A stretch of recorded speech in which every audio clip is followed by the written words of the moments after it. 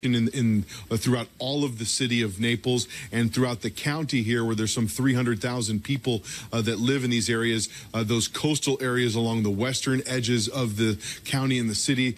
These are areas that are going to be of great concern here as that storm surge pushes inland. The exact extent of that damage and how much of that flooding will reach, we don't exactly know, but everyone here preparing for anywhere between 10 and 15 foot of storm surge. And in talking to the mayor, who was here during Hurricane Wilma back in 2005, and when I asked him, I was like, what are the areas of town that concern you the most? They say it's really kind of hard for us to pinpoint exactly what is the concern. We've never dealt with this kind of storm surge. Thanks very much for that. Ed Lavandera joining us from the city of Naples. And Michael, that really helps put in perspective. They're expecting between 10 to 15 feet when it comes to the storm surge. That is a staggering amount. It is hard to imagine, isn't it, what that might look like on the ground. Issa, thanks a lot. We'll check in with you in a minute. Bill Barnett is actually the mayor of Naples, Florida. He's joining us now on the phone. 10 to 15 feet of storm surge. I mean, you must be extremely concerned about your city.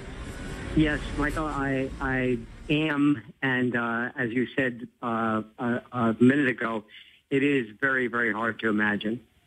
And I'm hoping that the forecast is wrong.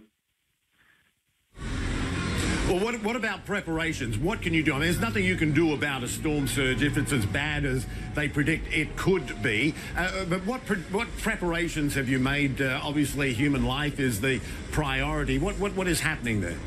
Well, as was said, people started evacuating here very early in the week.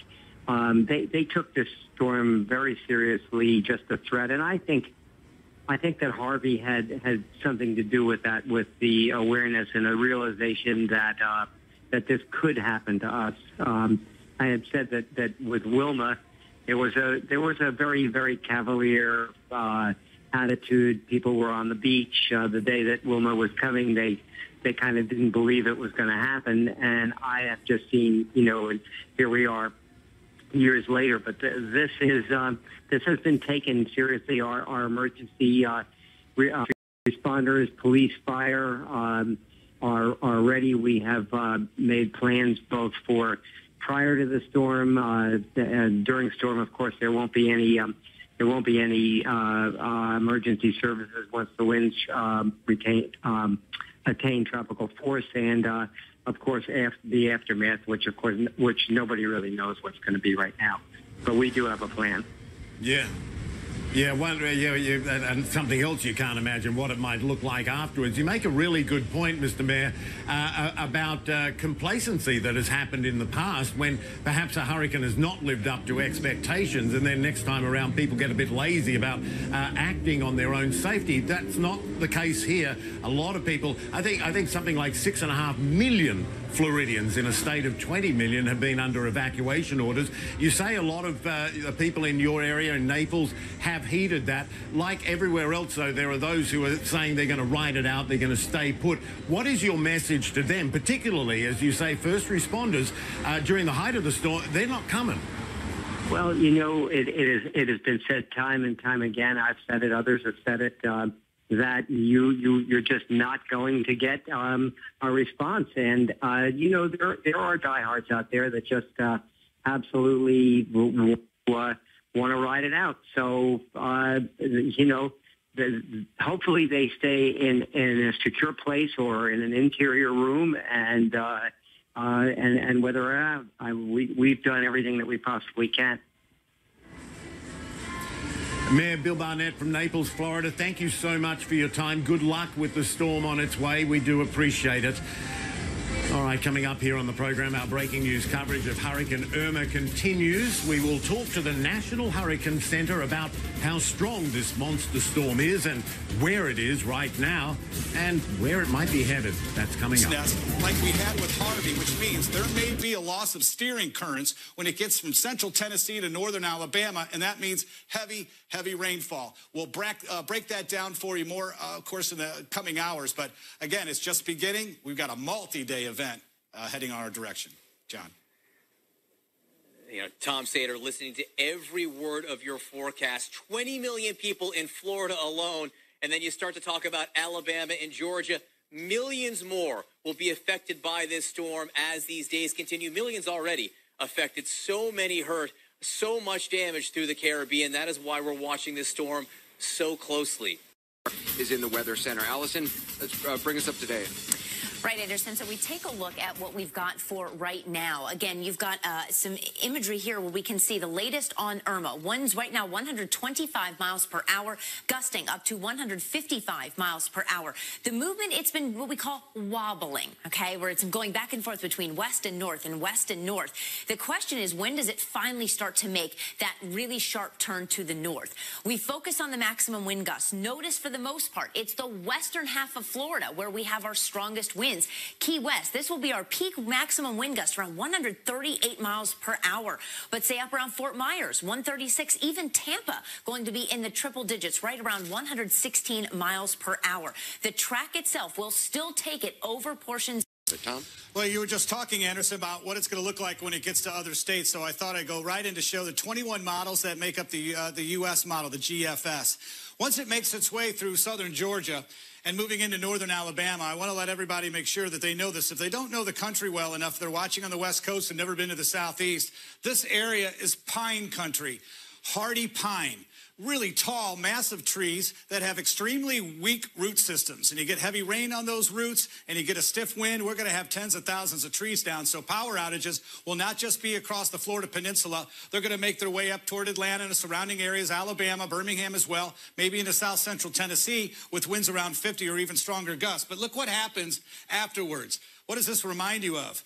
Kind of like Harvey after it went into Texas. And that was the problem. We lost the steering currents. However, there's a big difference with this one. It's not going to flood out like Texas did in parts of Louisiana, because by the time it gets here, it's going to be pretty much dried out. It doesn't have the water source.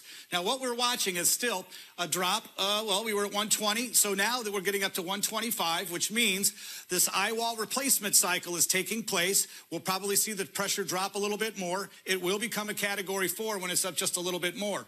But we're still looking at this westerly component, which has us a little concerned. I mean, there's no best scenario here. I mean, we're going to get smacked with this. But as long as it continues to head west and not north, it's going to be harder and harder to pinpoint where landfall will be. So again, we lean on the models. We look at the differences of hurricanes. Now, I want to remember, you've all seen this picture. Hurricane Andrew 25 years ago.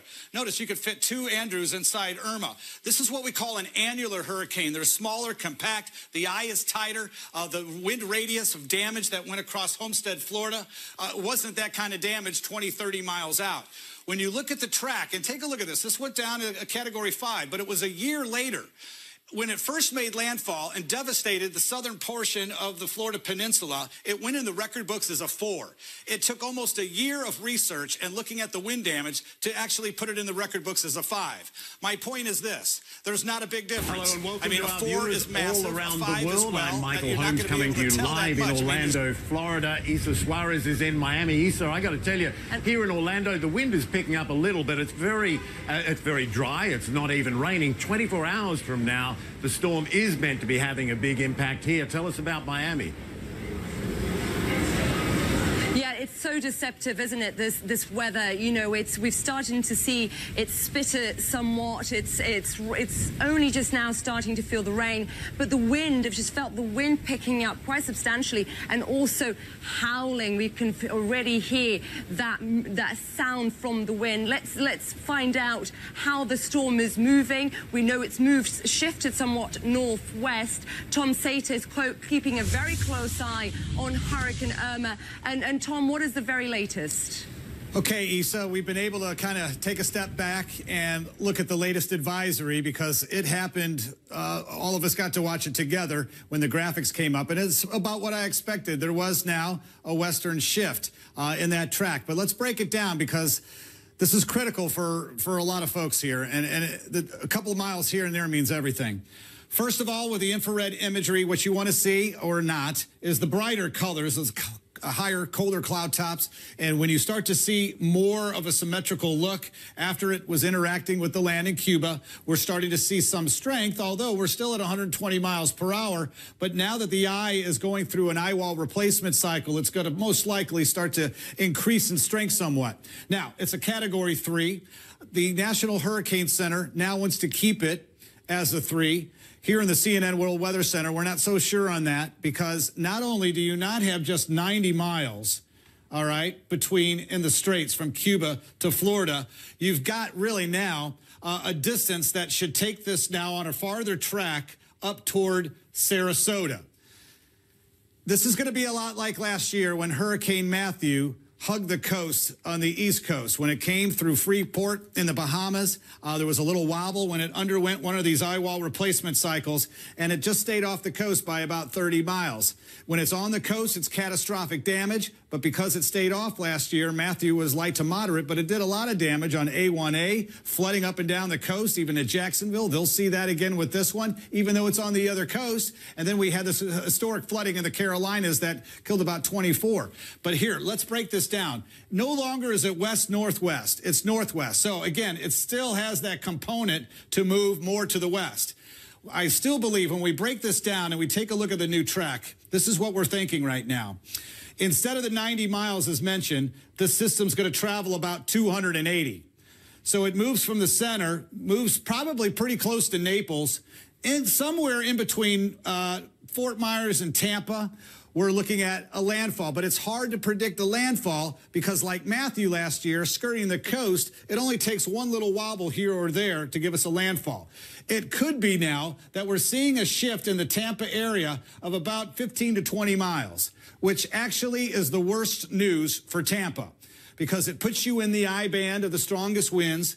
It'll give you the surge up into the bay, most likely. Even if it's to the north, we're going to be looking at a return flow. So, again, that's the concern. Consensus is generally maybe around Sarasota, Florida, possible landfall. Bradenton, all right, that's Manatee County. Anna Marie Island's going to be smacked with this as well. And it's still, as I mentioned at the top of the hour, I noticed this a little bit of a shift from Atlanta, which may keep them out of some of the strongest winds, but they're still in the worst quadrant. But by that time, we'll start to see the storm lose some strength.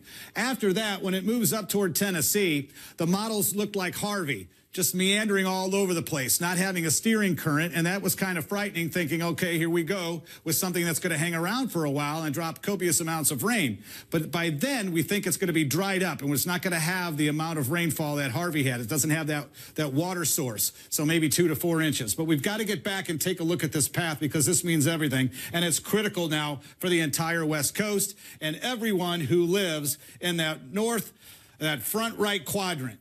Everyone in this north white quadrant, which is the center of the entire state, and even into Georgia, which we talked about with the pine trees and the broad pine area. So again, here is Sarasota.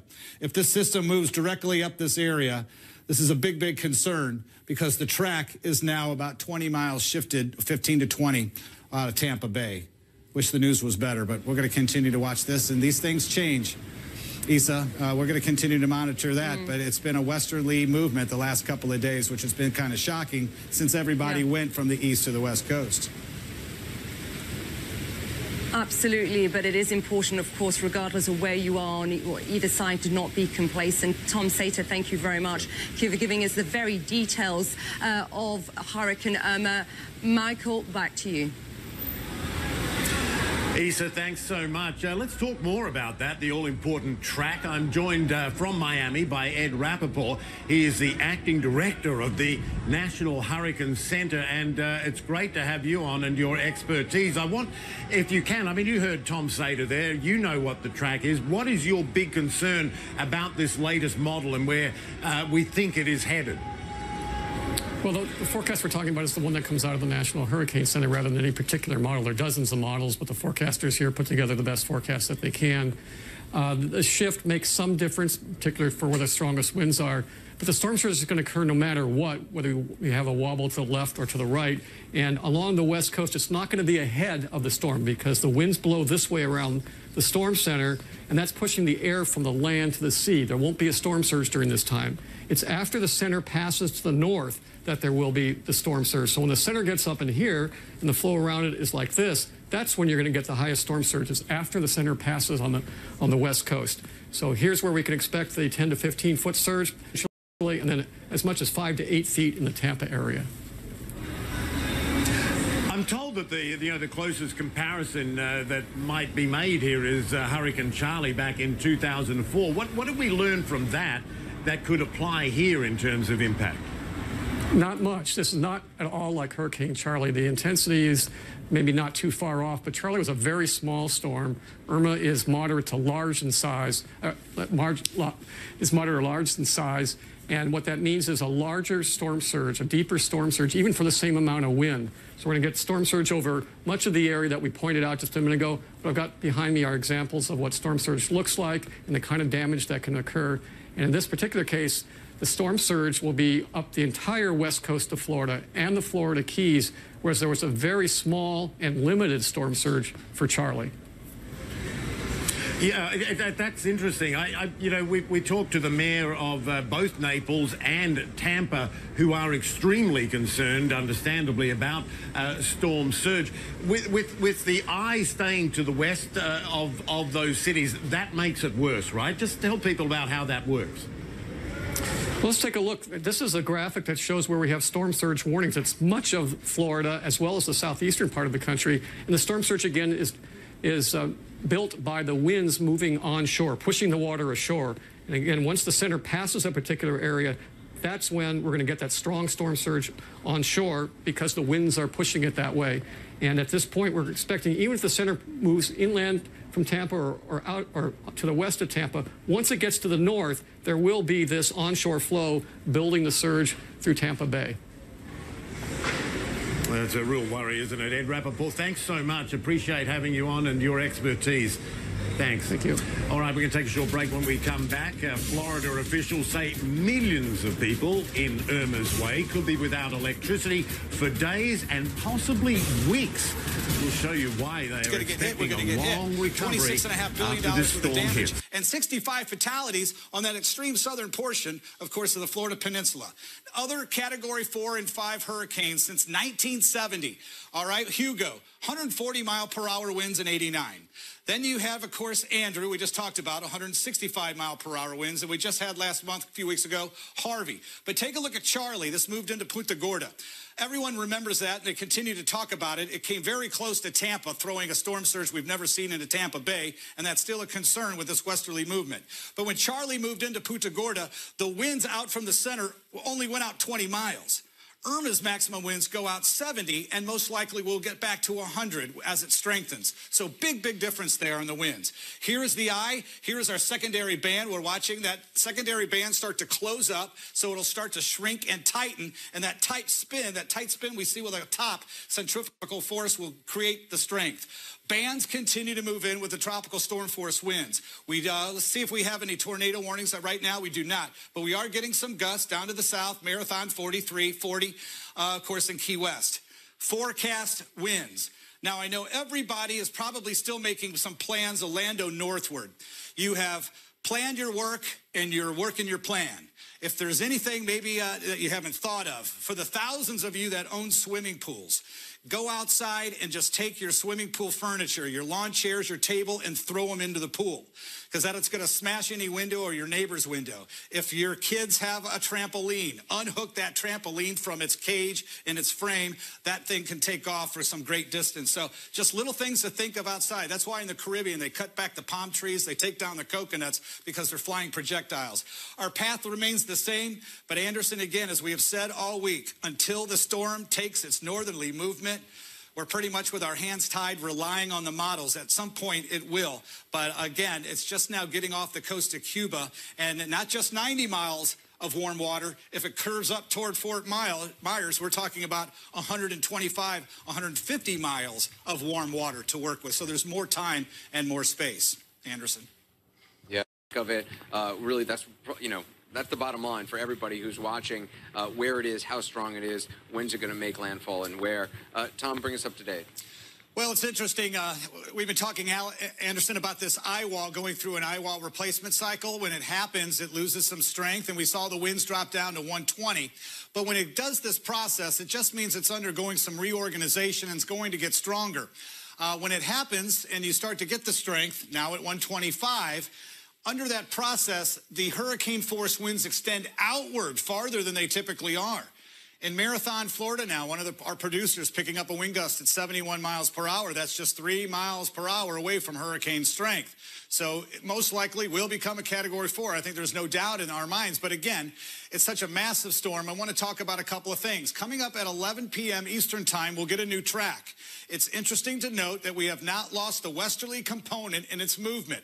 Surely by now, we thought that we would see more of a northerly movement, because without that northerly movement, we cannot pinpoint exactly where landfall is going to be. This is a computer model that shows the spin of the storm, and I want to point a couple of things out, because coming up at the top of the hour, we're going to get in closer with Google Earth to look at Marco Island, to look at Naples, and Tampa, because of the real estate in this area. But everyone who is going to encounter the eye, such as this area right here in Fort Myers, it's not landfall till half the eye is even over land. Weeks so far. Keep in mind, about 190,000 customers have lost electricity. That number went up from 160,000 just in the last hour or so, and it could swell into millions of people when the storm really makes its impact. Miguel Marquez joins us now live from Punta Gorda on Florida's west coast. Tell us, my friend, what is it like there at the moment? I know it's been getting worse.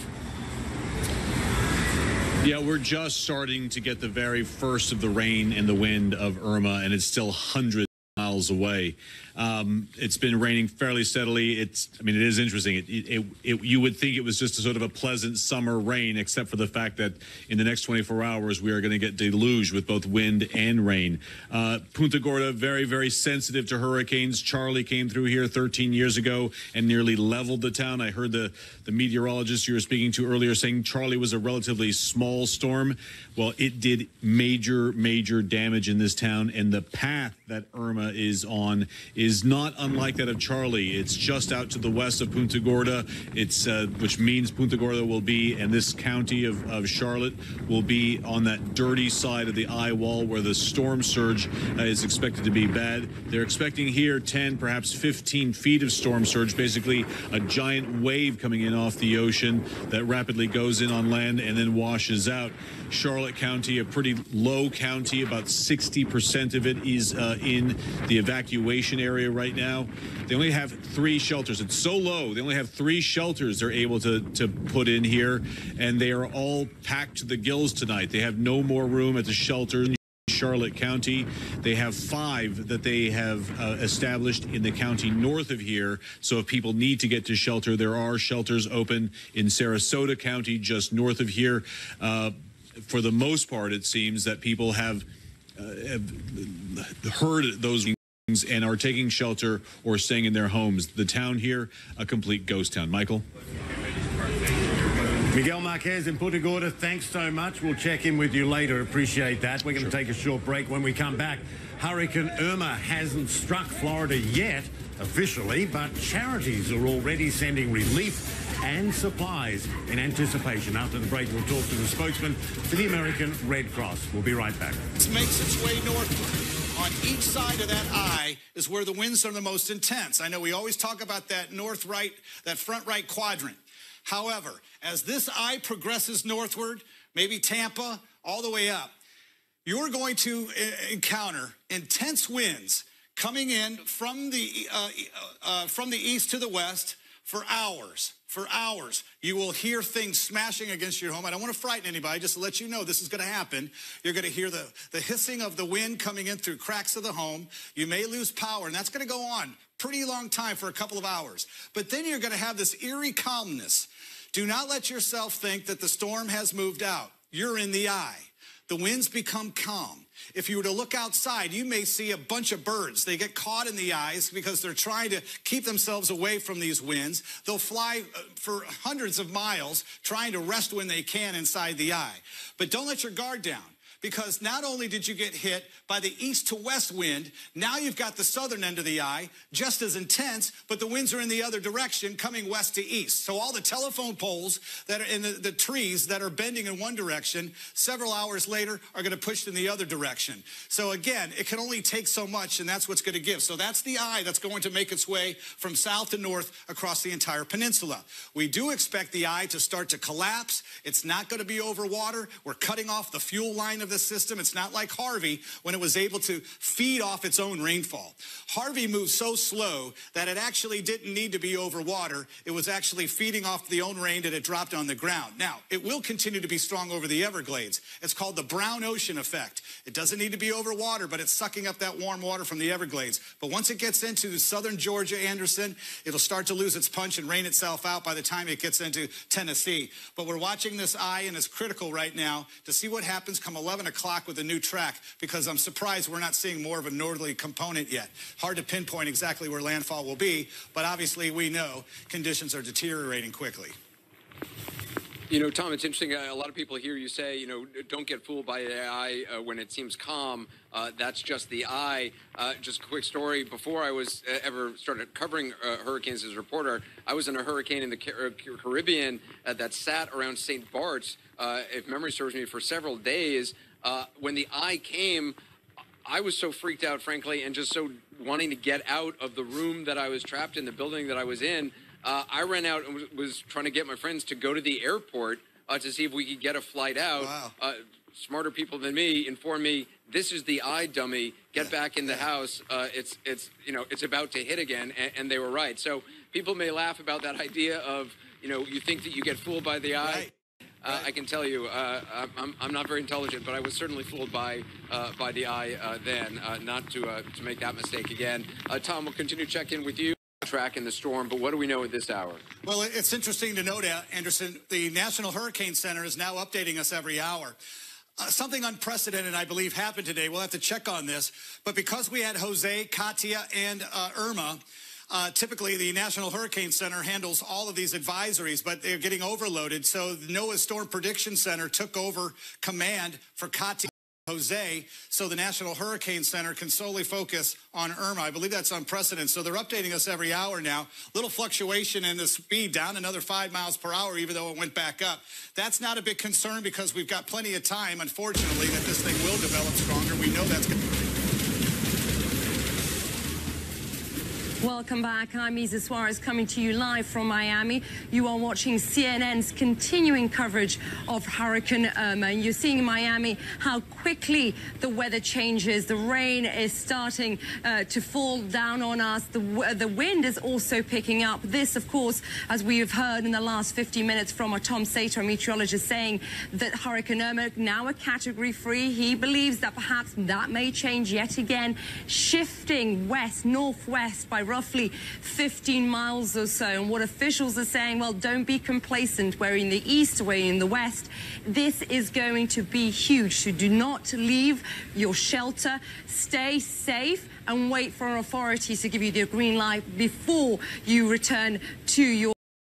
Let's get more now on how some of these NGOs on the ground, how they're preparing for Hurricane Irma. I'm joined now on the line by Craig Cooper from American Red Cross. Craig, thank you very much. A very good evening to you. Thanks very much for joining us. Give us a sense of the preparations that you have underway for Hurricane Irma. A very good evening to you. Thank you.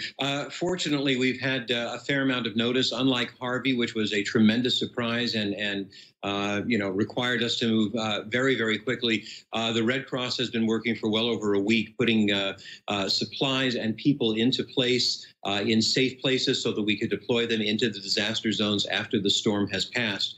There are already over 1,000 Red Cross volunteers and disaster responders spread out across Florida. We have shelters on the East Coast, shelters on the West Coast. Of course, as the storm track pushed to the west, we began to mount up more shelters and evacuation centers over on the West Coast. I'm coming to you from Miami, where there were somewhere in the neighborhood of 48,000, actually this is a statewide number, 48,000 people were at 249 shelters here in Florida last night. And I know, looking at your website, that you have a safe and well site. Talk us through how that works, Craig. Well, obviously, in the aftermath of a storm, when communications are down, very often cell service is gone, electricity is gone. Families want to know that their loved ones are okay in the disaster zones. The Red Cross website, which is very simple, it's safeandwell.org. If you go to that website, you as a concerned person outside the disaster zone can log in, register your information, and say, I'm looking for so-and-so. If you are a person in the disaster zone and you do have access to the web, you can register your information there and say, I am safe and well, this is where I am. So it's a very robust site. It's been used by thousands and thousands of people now for several years. We're very proud of the service that it provides. FEMA recommends it as well, and it's a very, very good site. Craig Cooper, appreciate you taking the time to us. We wish you the very best of luck, as well as everyone working with the American Red Cross. And do keep in touch with us and see how you are doing. And as Craig was saying, you know, there is just so much for everyone to bear in mind, not just the wind, not just the storm surge, but also now hurricanes. The National Weather Service said 36 million people now under hurricane watch. So very important to keep all these elements in your mind before you make those decisions of where you're going to shelter. Of course, we'll have much more on our continuing coverage right here from Miami. I'm Isa Suarez. And I'm Michael Holmes, live in Orlando. That's all we have this hour. We will be right back with more of our coverage of Hurricane Irma. Do stay with us. Happen. Only 100 miles now from Key West. So that's what we're going to talk about as we get in here. There's a couple of factors, and we're going to break it down with a Google Earth for you as well. But first, everybody's wondering what happened. I mean, why did this make such a dramatic shift come this morning? We knew that there were going to be shifts. Earlier in the week, it was shifting east and then west a little bit. And again, the track, which will come out at 11 p.m., may differ somewhat. But let's go back, because we had a massive area of high pressure over the Atlantic. It's called the Bermuda High. And we thought for a while there that come today and tomorrow, what we thought we would see is this area of high pressure was either going to break down or eastward. But because it's held its strength, the winds that circulate clockwise kept Irma on this westerly track to the south. Another trough dropping in from the northeastern U.S. we thought would be able to pick this system up sooner. But it's not as strong as we originally expected. So it's not a big force northward just yet. We still have a west-northwesterly movement. So that is a big concern right now. It's not going to slide in the Gulf. High pressure in Texas is going to halt its progress that way. At some point, it's got to go to the north. Let me show you now, if we could break this down, what is a big concern. There have only been 3 Category 5s to ever make landfall in the United States. The last one was Andrew 25 years ago. Camille in 69, and then in 1935, before they even named these hurricanes, it was the Labor Day hurricane of 1935 that actually cut right through the Keys and isolated Key West and the Keys from the rest of Florida. As we get in closer here, there's a couple of things that could happen. We could have a landfall in this direction here. We could have a landfall over here in Key West. Now, that's critical to understand, because when we get in closer and you take a look, let's get into the Key West Naval Station. There is one road in and one out. This, again, could isolate the Keys in the days ahead. In the 1935 Labor Day hurricane, unfortunately, there was a story of a packed train on a train track that did not know that the storm was coming. Many did not, and it unfortunately knocked the train off the tracks with several fatalities. If we get in closer now, I want to go back and let's get into Marco Island, because look at the real estate. Notice the inlets. When you get in the area of green, it's more wetlands down toward the south and the southwest of Florida. That's fine. There's not many roads. In fact, Alligator Alley is one of the only ones. If we get in even closer, you'll see just the magnitude of real estate and homes that will be inundated with over 9, 10 feet of water. If we continue now onward, we can move up toward Naples. Notice the inlets. When you have a storm surge of this magnitude, many do not understand that it's not just coming over the beaches and over the dunes. It can go in several miles. Coming up in the next half hour, we're going to break down the storm surge inundation map for you. That's from the National Hurricane Center, and you'll notice how far in the water goes. And we're talking 10, 12 miles. This is not something to take lightly. Problem in Tampa. If the track makes its way, and right now we would believe it will be somewhere out here toward Tampa, but if it stays more in this westerly track, Anderson, and stays off the shore, that's probably the worst case scenario for Tampa and St. Pete. Hello and welcome to our viewers in the United States and indeed all around the world. I'm Michael Holmes coming to you live from Orlando, Florida. And I'm Isa Suarez coming to you live from Miami, where the clock has just struck midnight. Thank you very much for joining us. And hurricane-force wind gusts are now striking the Florida Keys as Hurricane Irma moves north towards this state.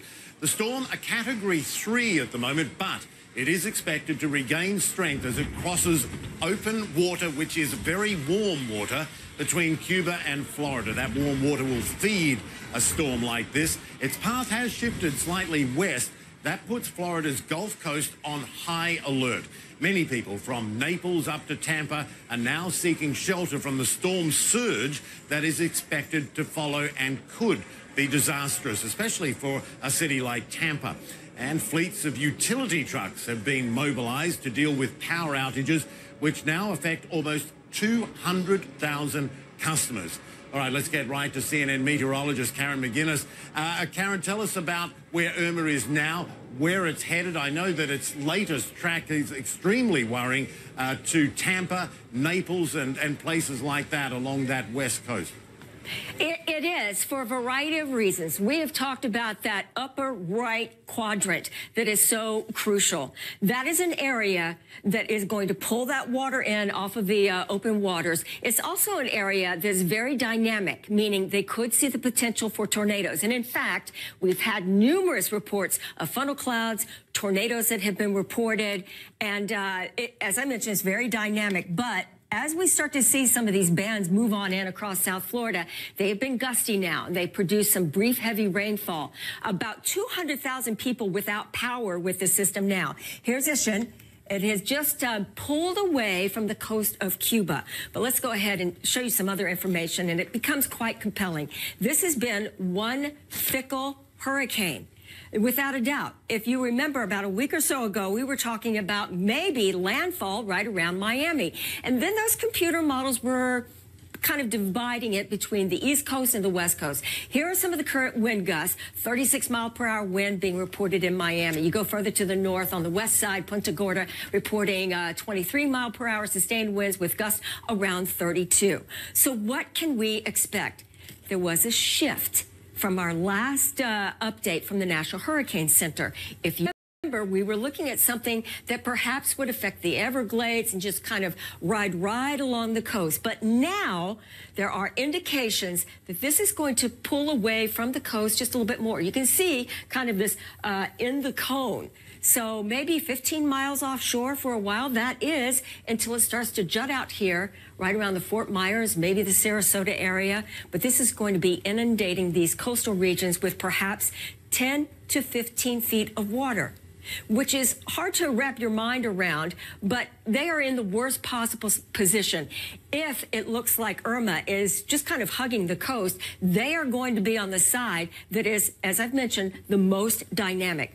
As it makes its way towards the Bend area in Florida, perhaps being downgraded maybe to a Category 1. But until then, we're a very strong Category 3. The water temperatures across this region are approaching 90 degrees. That's the kind of energy that hurricanes like this feed off of. You may remember as it was interacting with the tornadoes and the Bahamas that we saw it just kind of gradually lose a little bit of its energy. But no, not now. Now we're pulling out towards the Gulf and in this purple shaded area from just south of Fort Myers all the way to the Everglades. That's where we're seeing for the potential for storm surge of 10 to 15 feet. Want to mention a couple of specific things for you. First of all, they tweeted out in Broward County Department said that now that the wind is gusting over 45 miles an hour, they are pulling their deputies off the road. They are beginning to do that already because it affects how they are going to be able to do their job.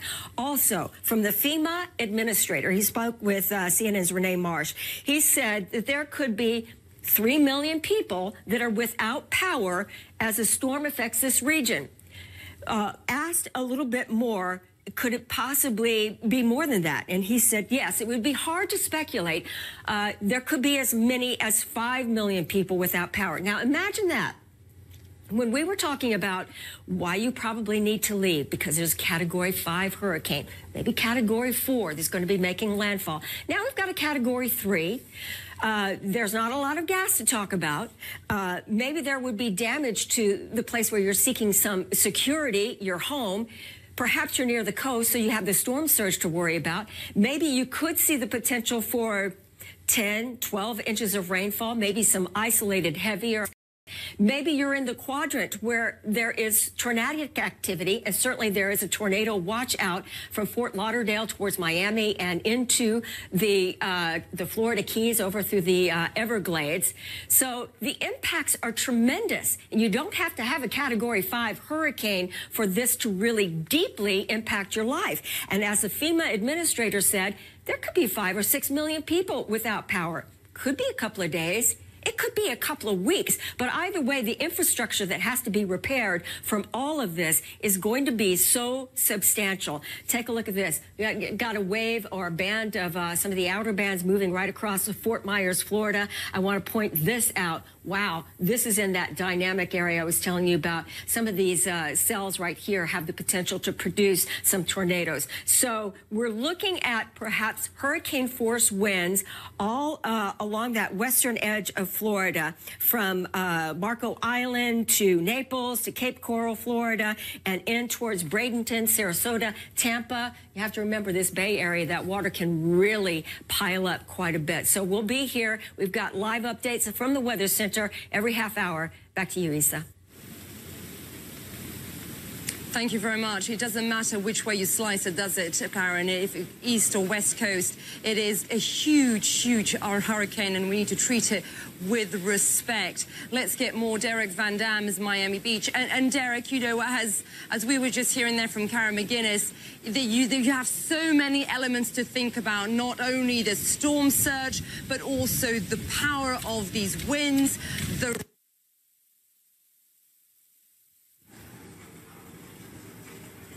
All right, I seem to have lost Isa there for the moment. We'll get her back. Derek, can you hear me? Yeah, finish that thought. What do you make of what Isa was saying?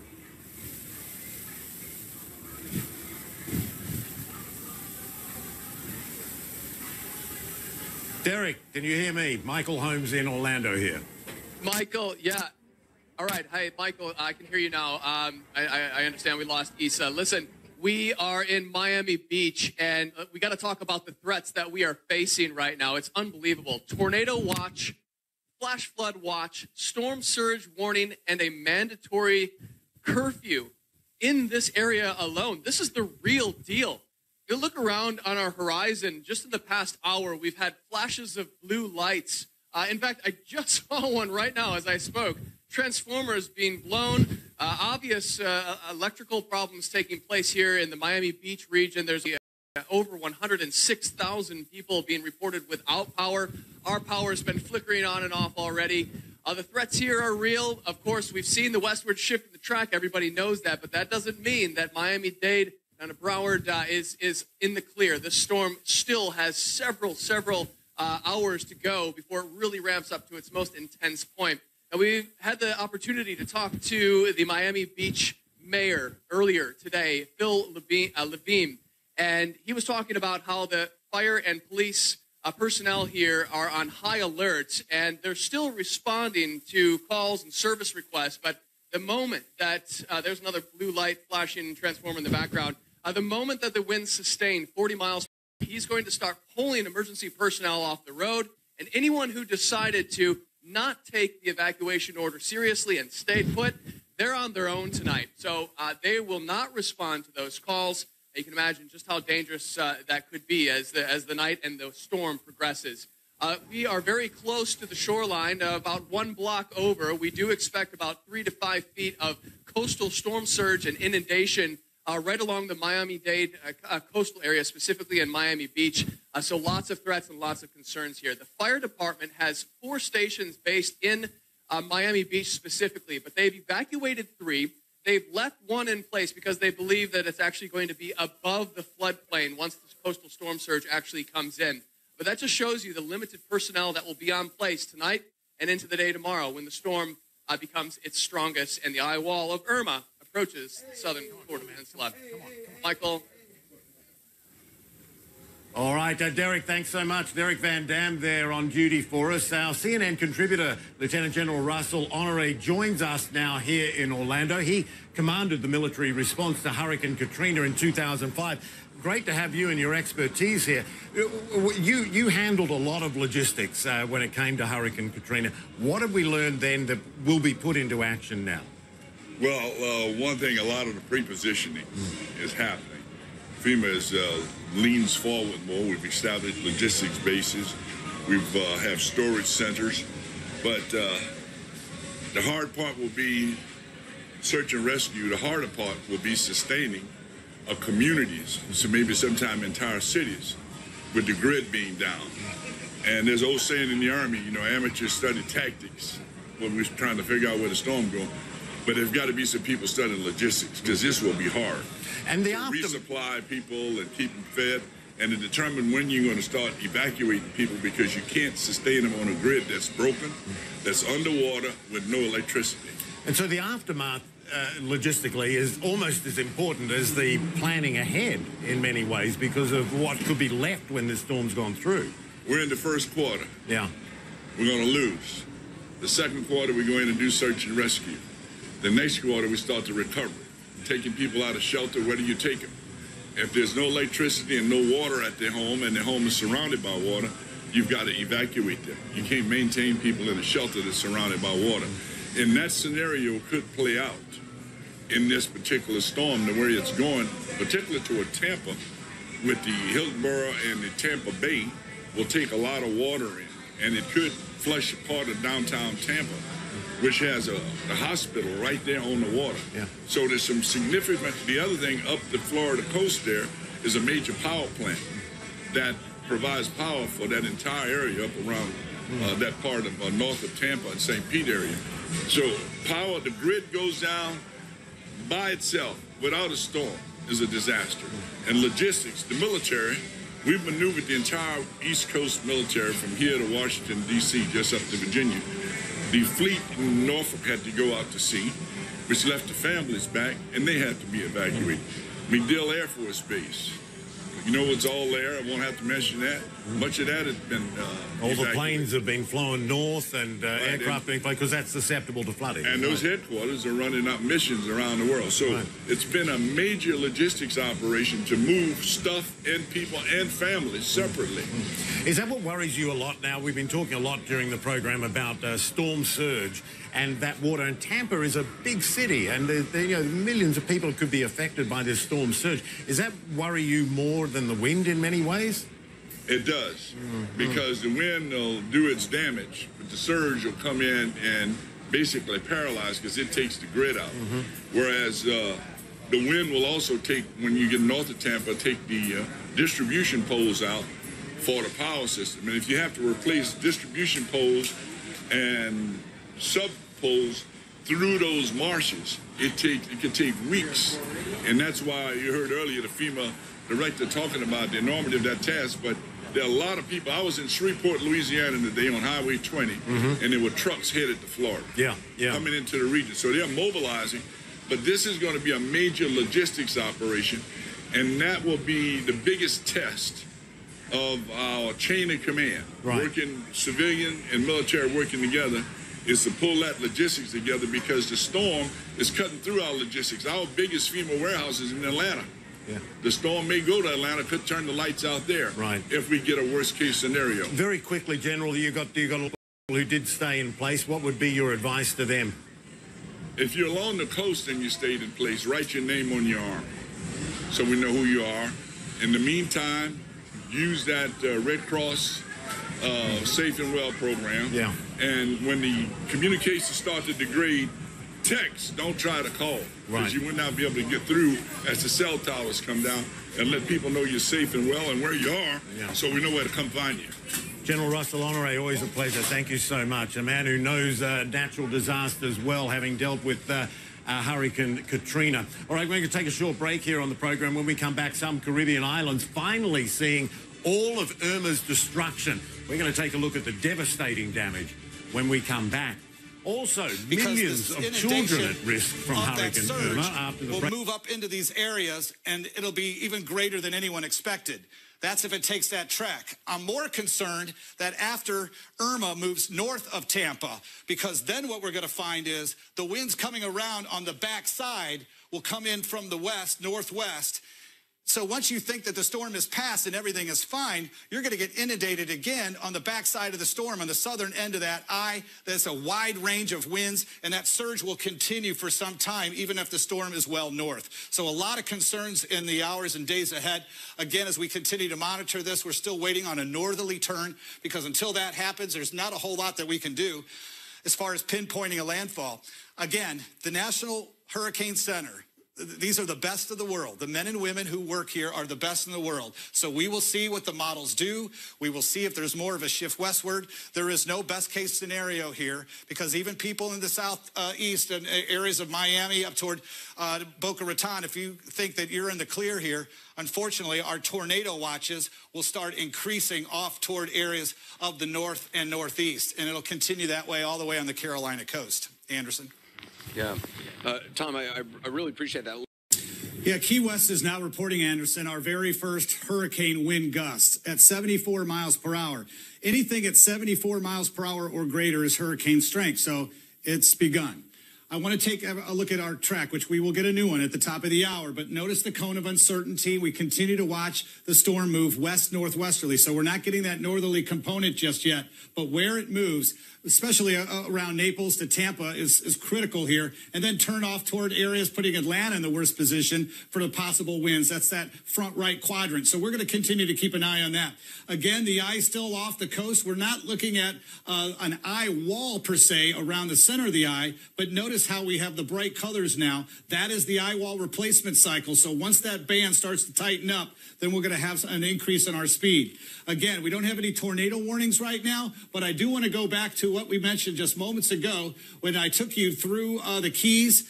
And then, of course, we went into Fort Myers. I want to back up just a little bit and show you parts of around where we were talking about Marco Island. This is a storm surge inundation map that is issued by the National Hurricane Center. And Anderson, this is almost a worst case scenario. It's the 90th percentile of our probabilities and our damage. Everything you see in blue is 1 to 3 feet. In yellow is 3 to 6. In orange is 6 to 9. And then in red is greater than 9. Now, this is the Everglades. This is fine. No one lives down here. But that is well inland. Let's go up to Naples a little bit. Notice actually down in the Keys, you'll see as well, we've got some yellow in here. That's 1 to 3. But when you talk about Naples, and again, on the coastline, significant inundation with the storm surge, and it goes 10, 12 miles inland. I mean, this is not to be taken lightly. Even if it's 1 to 3 feet, 12 miles inland, that's going to do some major flooding. All right, to the north, there's Bonita Springs. We're going to continue to go up. Here's Marco Island. Now, I mentioned this earlier. We showed this map on Google Earth. And the thousands and thousands and thousands of homes. This gives you an idea now of you're over 9, 10, 11 feet of water, and it continues through all the inlets. Now to the north, as we continue our progress, we're going to take you up to, here we go. All right, here's Cape Coral. You can see Port Charlotte. Notice the red inundation around all the islands and inlets. You get into Fort Myers, you're well into plus 9 to 10 feet. Well inland, about a mile, a couple of miles, in fact, in some cases, all the way up to Ogle. Now, again, we're going to continue to make our way northward. This is incredible amount of storm surge. Notice this in Port Charlotte right now. They were hit hard by Punta Gorda. When Charlie came in, I hit Punta Gorda. Their winds only extended outward 25 miles per hour. This one extends 70. It's going to get to And welcome back, everyone. I'm Michael Holmes, coming to you live from Orlando in Florida. And I'm Isa Suarez coming to you live from Miami. You are watching CNN's continuing coverage of Hurricane Irma. And we are getting a better idea now of the devastation after Hurricane Irma roared through the Caribbean islands. In Cuba, for starters, it ripped down power lines, tore off roofs, knocked down trees. One tourist town near the coast had waves of water rolling through it. Many people were especially vulnerable because they live in one-story homes, not always well built. And here's a sky view of the storm's damage in Tortola. Entire neighborhood blocks are covered in debris, cars destroyed after the monster storm ripped the island apart. For some insight now on how children are impacted by a disaster like Irma, Jean-Marie Desmarais joins me now by phone from Houston in Texas. She is the Senior Director for U.S. Emergencies for Save the Children organization. And thanks so much for being with us. Tell us about the specific challenges that come when you're dealing with children in a situation like this. Sure, thank you. Save the Children knows that children are always the most vulnerable in an emergency. Many of them cannot get themselves out of harm's way. They really are dependent on the adults around them to keep them safe. So for the children tonight in Florida who are in the evacuation centers, or some of whose families did not evacuate, tonight is going to be a very, very scary long night for them. So what is being done? What organizations like yours are mobilizing? What do you do? Sure. So Save the Children has a team that I will lead to go in immediately after the hurricane to work in the evacuation shelters, to provide protection programs, to provide infant and toddler materials and supplies to keep children safe. And then we will work with the communities longer term to help rebuild schools, child care programs, libraries, after-school programs. These are the things families count on, and it's critically important to help kids get back to normal after a devastating event like this hurricane. And, you know, it's interesting. Everyone knows that routine is important for kids, particularly little ones. I imagine with something like a hurricane, and depending what the family situation was in terms of having to get out or what they go through, I imagine there's trauma aspects to this as well. Absolutely. So actually, I'm leading right now our Hurricane Harvey response in Houston. So we're working in the very large shelters for this hurricane, doing the same programs.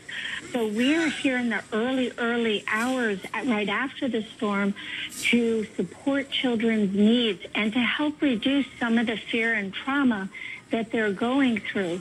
So again, we set up safe play areas for children in the mega shelters. It's exactly what we're going to be doing in Florida also in the coming hours and days, so that children have protection around them and that children can have a sense of normalcy in the middle of all the craziness of a large evacuation shelter that may have 3,000 or 4,000 people in it.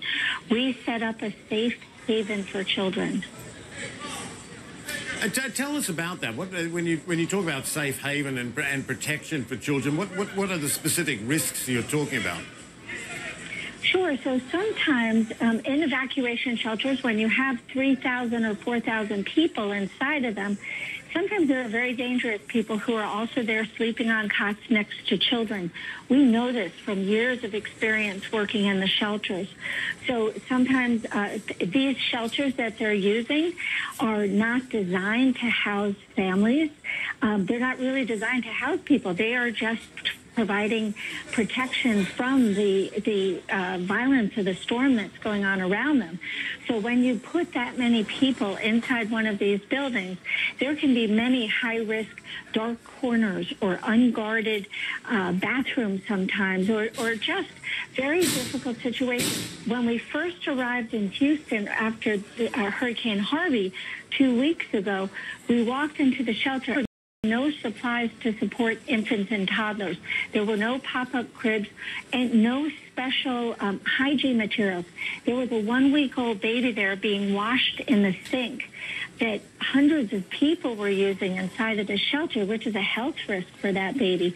So Save the Children provides the hygiene support materials as well as simple things like pop-up cribs so that toddlers don't wander off while the parents are sleeping right there and perhaps end up getting harmed by a stranger. Jean-Marie Desmarais, thank you so much with Save the Children. Appreciate the work that you're doing. And I'm going to have more from Orlando in a few minutes, but for now, let's go back to Isa Suarez in Miami. Isa. Thanks very much, Michael. If you're just joining us, we have heard in the last 2 hours or so, there is a new path. There's been a shift somewhat from Hurricane Irma going slightly northwest by 15 miles or so. That's how much it's shifted. It is going slowly, moving slowly, but now we have a rough idea where the eye of the storm will be hit, and that is really in the Tampa area, but also in the city of Naples, and that's where we find our Ed Lavandera. Ed, you know, you and I were talking in the last hour. You said the majority of people have been heeding those warnings, and they left before we saw that shift in the hurricane. Right, been here since early this morning in the city of Naples and in various parts of Collier County, which is the county in the southwesternmost part of this state, and we have seen essentially empty streets, many closed, maybe a handful of businesses that remained open throughout the day today, a couple of gas stations and one or two restaurants kind of catering to those stubborn few who decided that they were going to stick around here and wait out the storm. So it was quite a sign. In fact, we were also about 30 miles south of where we are here on a barrier island called Marco Island, very popular tourist destination full of high-rise condominiums and multi-million-dollar homes. We caught up with the police chief there just as he was making his final rounds of the evening before going into the bunker where the emergency management officials would be monitoring the storm. He told me that for the most part, he believed that most people had left that island as well. And the concern here, Isa, is the 10 to 15 foot storm surge that is expected to come with Hurricane Irma as it approaches this part of southwest Florida. It's not exactly clear yet if the eye of the storm will pass over Naples, but at the very least, we will be on that righter edge of the eye of the storm, and that is generally the most intense area of a hurricane. So this area, regardless of where the eye essentially makes landfall, essentially bracing for the worst of this storm, whatever that might be at this point. But the good news from emergency management officials, they believe that many people listened to those warnings early, got out of town, and now they don't know exactly how many people have stayed behind, but they believe that they're in much better shape given those evacuation orders and how people followed that along. And now they say they're just waiting for the storm to make its arrival. Yeah, and as we heard from Governor Rick Scott, Florida, in the last 5 hours or so, he basically said, didn't he, Ed, that this was their last chance to make a good decision. Ed Lavandera there for us in Naples. We'll touch base with you in the next hour or so, Ed. Thank you very much. And also we heard from the governor there are something like 385 shelters across the path of Hurricane Irma. So, and he's really been calling on people to seek those shelters. Do not be brave. Do not be a hero. Go to those shelters, seek higher ground. That is the most important thing to be doing as we wait for Hurricane Irma. Our continuing coverage continues after a very short break. One more stop up to the north. We can take you up toward Tampa. This is why they don't have the bright red. And that mainly, Anderson, is because the path we were talking about is in this direction.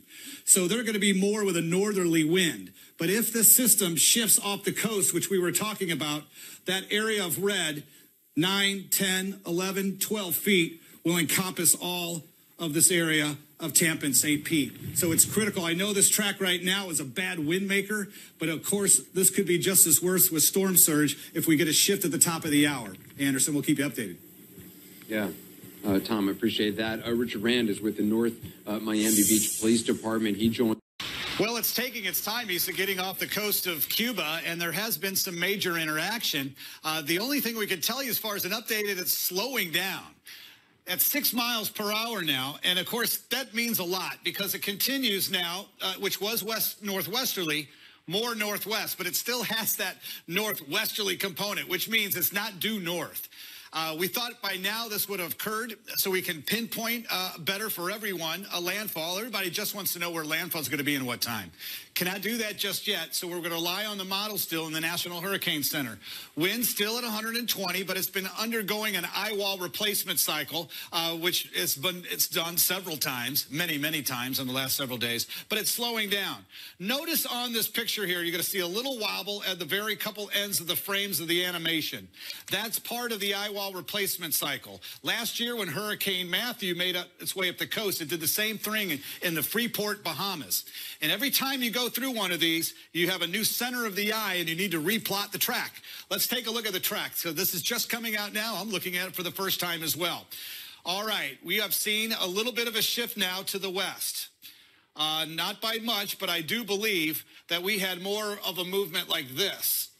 So again, there's still a cone of uncertainty, but it takes it directly over Tampa now, which isn't far off that track. If we go further to the north, it still keeps Atlanta in the same position, but drops it down a little bit more toward the south.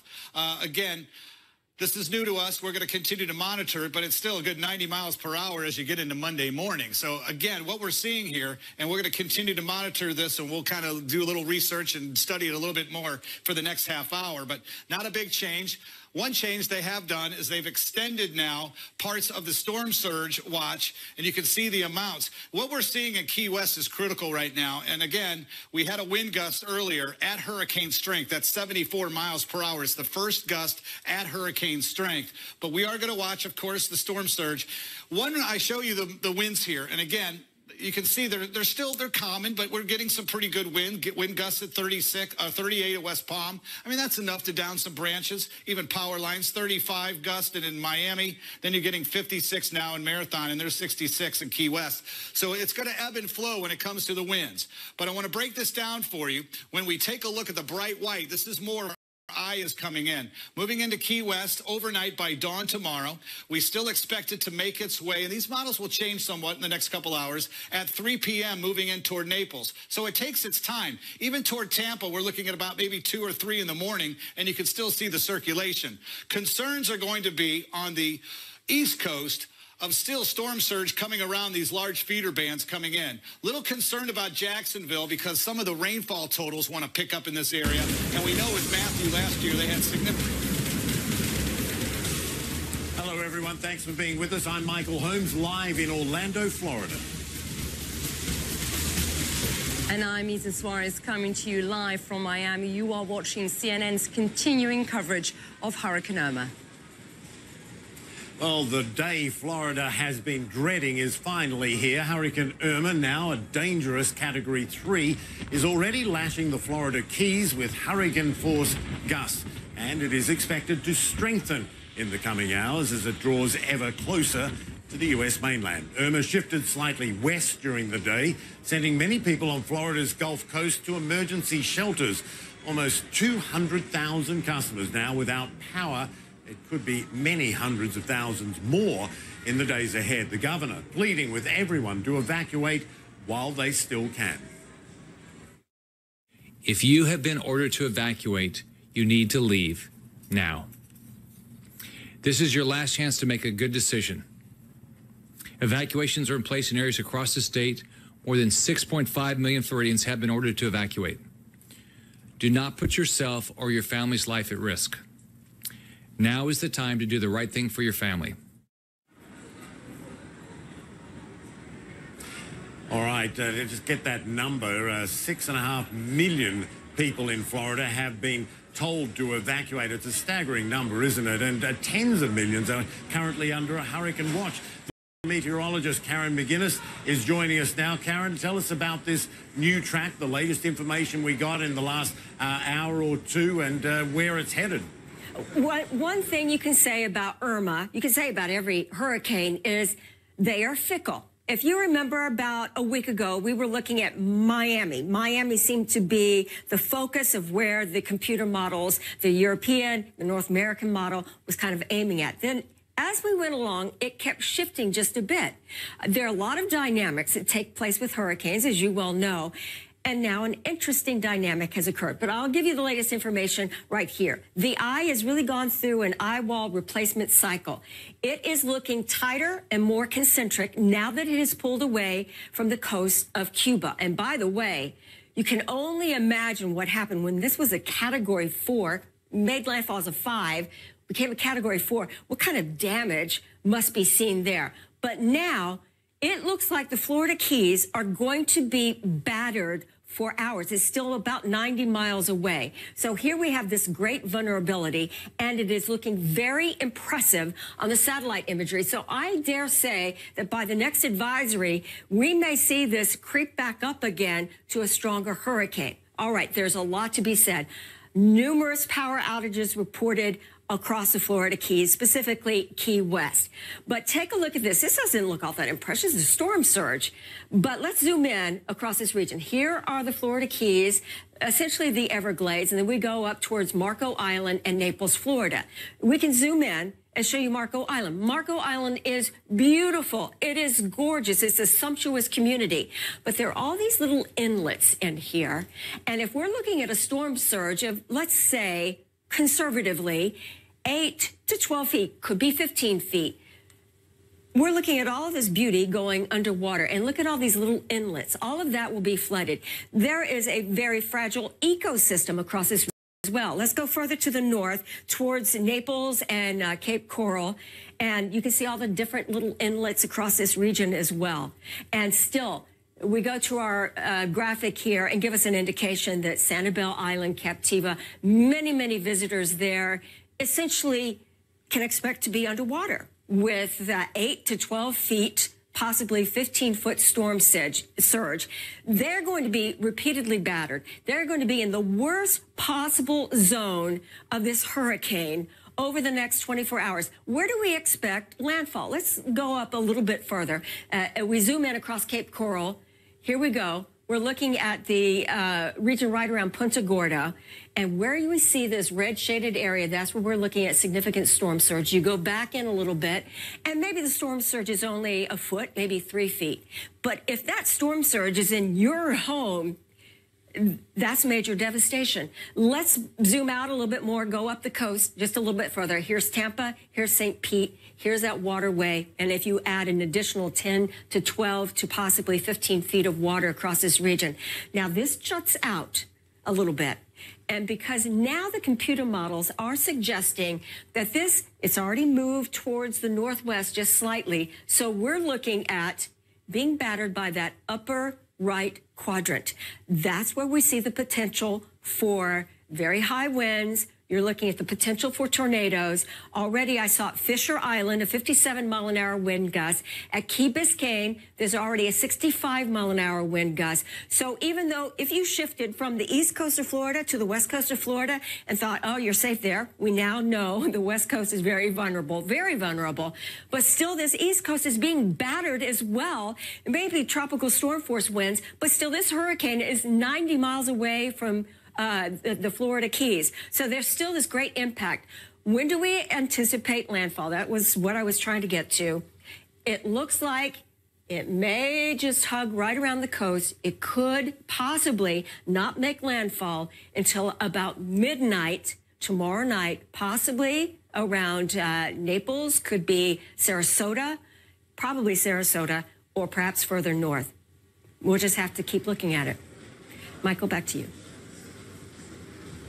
Karen McGuinness, thanks so much. And last hour we spoke to the mayors of both Naples and Tampa, both very worried about this latest track and what it could mean for storm surge in their towns and cities along that west coast of the peninsula in Florida. We got more of our breaking coverage of Hurricane Irma coming up as the storm closes in on Florida. Miami Beach continues to feel some of the outer bands. We'll talk to the city manager when we come back. Flooding in St. John's. Now, As we take a look at the extended winds northward, we're going to have some downed trees. I mean, we could see tens and tens of thousands of downed trees. And again, it's going to be significant in the southeastern U.S., up into Georgia and parts of Alabama and South Carolina, because it's hardy pine. It's pine country, and they have very weak root systems, and there's going to be many of them knocking out power to neighborhoods and, of course, blocking trees. When you look at these wind gusts and what the extent could be, these are the peak. I've got to tell you now, and it's kind of hard, Michael and Issa, to talk about this, but once you start to receive hurricane-force winds, whether it's a gust or a wind, and I know this sounds frightening, but we know from past experiences, you want to get in the interior part of your house, obviously like a tornado watch or warning. You want to stay away from windows. But they say once you start getting these winds, make sure your shoes are on. Sleep with them on if you have to. If you have a motorcycle helmet, a bicycle helmet, anything like that, go ahead and put it on. And if you have children, then do that as well. Also, fill up bathtubs if you can, any kind of sink, any buckets. You're going to need the water if you lose power. If you have a propane tank, you just don't want to leave it outside, put it in the garage. You don't want it in the interior part of your house if you want any kind of leak. But also, and this is hard, but we saw this too with Harvey, get an axe or make sure you have a chainsaw, even a hammer, what you can, to take it up in the attic if you need to escape the waters and get to the roof. Many people get to their attic and they don't know how to break through. Those are hard things to think about, but it needs to be done. Again, with the winds like now, and if we take a look at the radar, a slow movement, only a few miles per hour, I mean, from what it was just in the last hourly update. And we're going to continue to have these updates every hour now. National Hurricane Center is putting these out every hour. Tornado watch, we had a few of them. But again, moving now northwest instead of west-northwest. That's the beginning of that turn northward. But until that happens, we're really not going to have a good idea of exactly where landfall will be. That's why the National Hurricane Center has got the track for us with the cone of uncertainty, the storm surge, and, of course, the amounts of rain we'll continue to monitor for you. Issa, again, this is beginning. We had our first gust, and that means everything right now the next couple of days. It's full press ahead for everybody.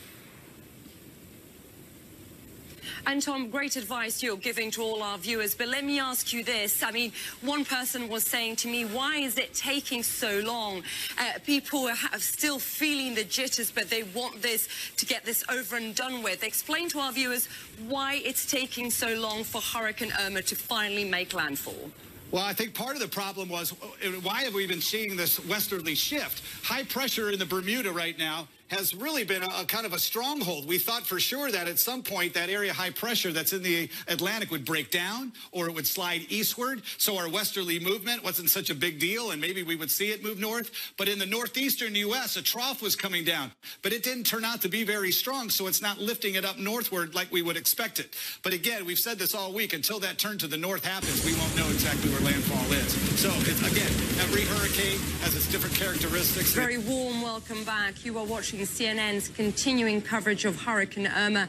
I'm Isa Suarez coming to you live from Miami.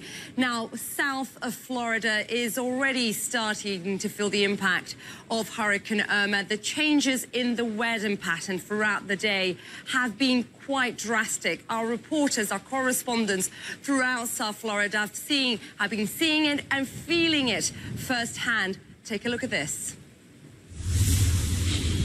CNN is everywhere the storm is expected to be. We are here in downtown Miami. We're still about half an hour or so from high tide, and we see that the water is already well over the docks. Starting this evening, they anticipate that the storm surge, I'm about 5 feet tall, two of me, at the height of it, two of me we could see a wall of water come across, and that is something that they are very concerned about. And a sign of what you are in for, maybe even stronger and maybe very soon. One of those outer bands from Hurricane Irma hitting Miami right now. That eye is shifting west, that people will become overconfident, that they'll stay out, that people who may have gone to Miami further inland are going to come back to the beach because we're right near the ocean.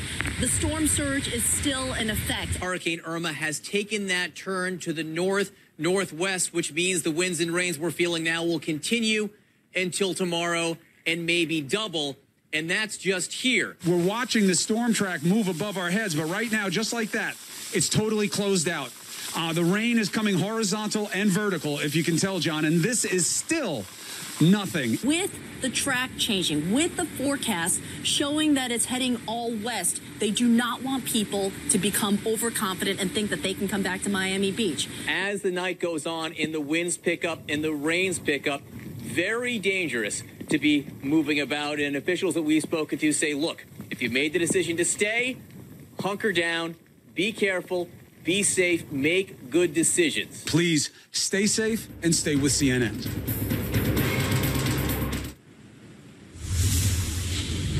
As you just saw there from our correspondents, it is so deceptive. The weather can change so quickly, so it is important not to be complacent, as Kyung La was pointing out there. We know Miami Beach area is under curfew from 8 p.m. to 7 a.m. On the phone now with us is Jimmy Morales. He's the city manager for Miami Beach. Jimmy, thank you very much for taking the time to speak to us this morning. Are people abiding by that curfew? Yeah, most people are. There's always a couple stragglers, but people are abiding. We're making sure that the beaches are clear. The streets are very clear. There's always going to be one or two people that come out, but by and large, people are respectful, and I think they're smart enough to realize, you want to stay out of the elements right now. What is the biggest challenge now for you, Jimmy, would you say? Well, you were talking about the complacency issue. I think the biggest challenge when you're expecting potentially a Category 4 storm, and instead you're going to be getting mostly a strong tropical storm with some hurricane gusts, is that people think it's okay to go back out. It's okay to come back to the city after they've evacuated, to come back too early.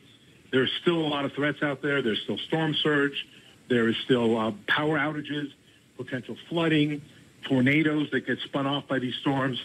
So we're really still messaging to people, maybe the worst has avoided us, but there are still dangers out there. Still hunker down, and let's just wait for it to pass before we come back out and try to resume a more normal life. Yeah, absolutely. There's so many elements at play. And like you clearly pointed out, the curfew is in place to really protect everyone. It's important they abide by those rules and heed that advice. Jimmy, when you let's look ahead if we can. After the Hurricane Irma hits, what is the game plan? What is the strategy from your perspective? Well, the first thing we do, we have strike units of police, fire, and public works that come in to try to clear roadways, depending on the level of damage and debris. Clear roadways, our main arteries, so that folks can move around. Make sure that our key facilities, fire stations, hospitals, police stations are accessible. And then once we do that, then begin to assess the damage to public facilities and homes in that process. So obviously, we're a strong tourist economy down here, so the other thing we want to do is try to help that hospitality industry get back up as quickly as possible. Those are important jobs in the community and also create revenue, not just for the city, for the county and the state. So it's try to get back to normal as quickly as possible. Hopefully there won't be any recovery or rescue issues, but we'll obviously have to assess that as well. It'll hopefully just be mostly cleanup and then trying to get the economy going back quickly, kids back in school as soon as the schools are clear. One of the critical elements after a hurricane is our building department will send out a slew of inspectors to make sure that all buildings still have retained structural integrity, particularly construction sites. The school system will do the same so that, before our kids go back into schools or before people resume construction projects, that everything is safe. So there's a lot of work to be done, even when we have a near-miss hurricane potentially. There's still a lot of work to be done before we can give the all clear that it's time to, go back to the status quo. And on your earlier point about complacency, Jimmy, for those people still dithering, still undecided of what to do, especially now as we've seen the hurricane has shifted somewhat, what do you say to them? Well, I think at this point, it's too late to evacuate. I mean, we're going to be getting probably the strongest of our tropical storm winds arriving in the next couple of hours, and they'll be here until, much of tomorrow. I think at this point, bunker down, stay at home or wherever you are.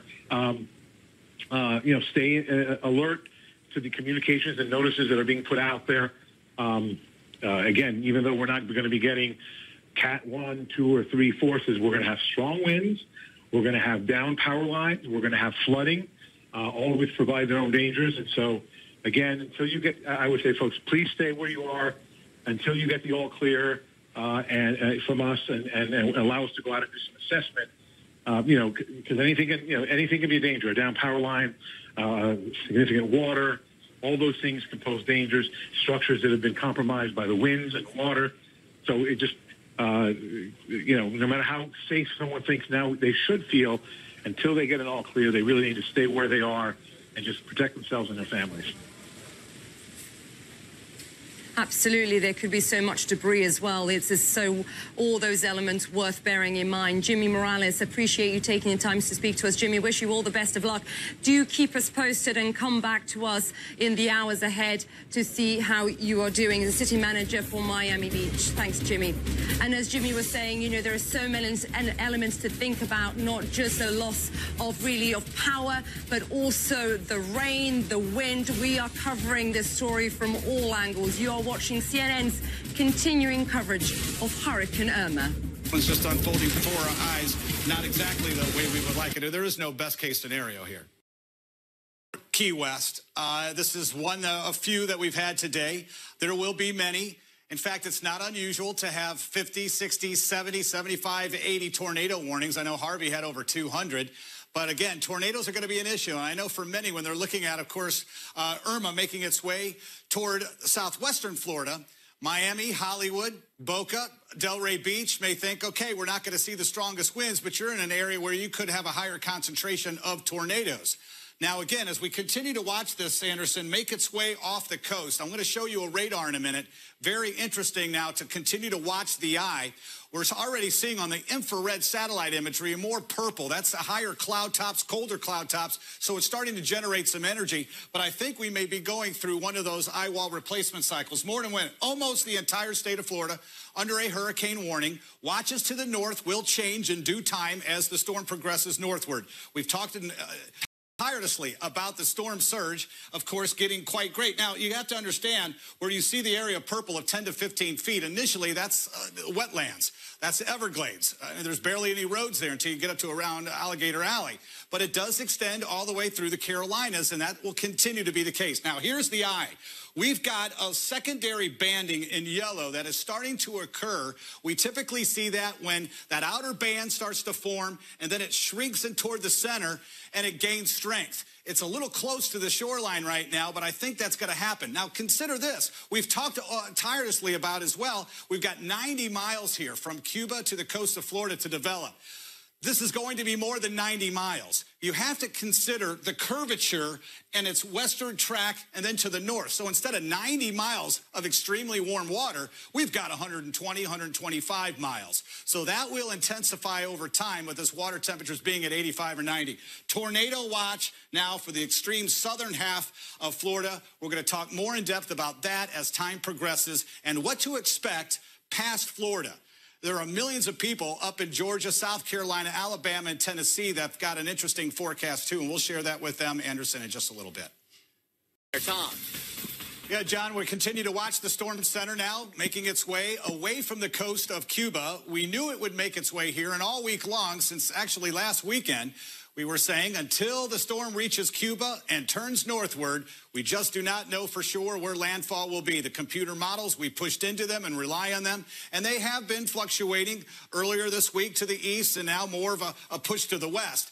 And we're going to continue to watch that because the steering currents mean everything, but this is such a monster storm, it really doesn't mean anybody's going to miss out on this. So we are watching the development. The pressure is dropping. Most likely we're going to see an increase in the winds because it takes a while for the winds to catch up to that pressure drop. In fact, 125 miles per hour, I wouldn't be surprised to see it up to 130.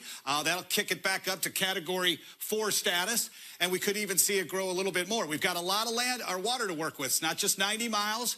If you talk about the curvature over toward Fort Myers, that's about 125 miles. So it's got time, it's got fuel, and it still has its spin and intensity. We had a few models that wanted to drape it down into the higher terrain of Cuba. That would have tore the system down a little bit.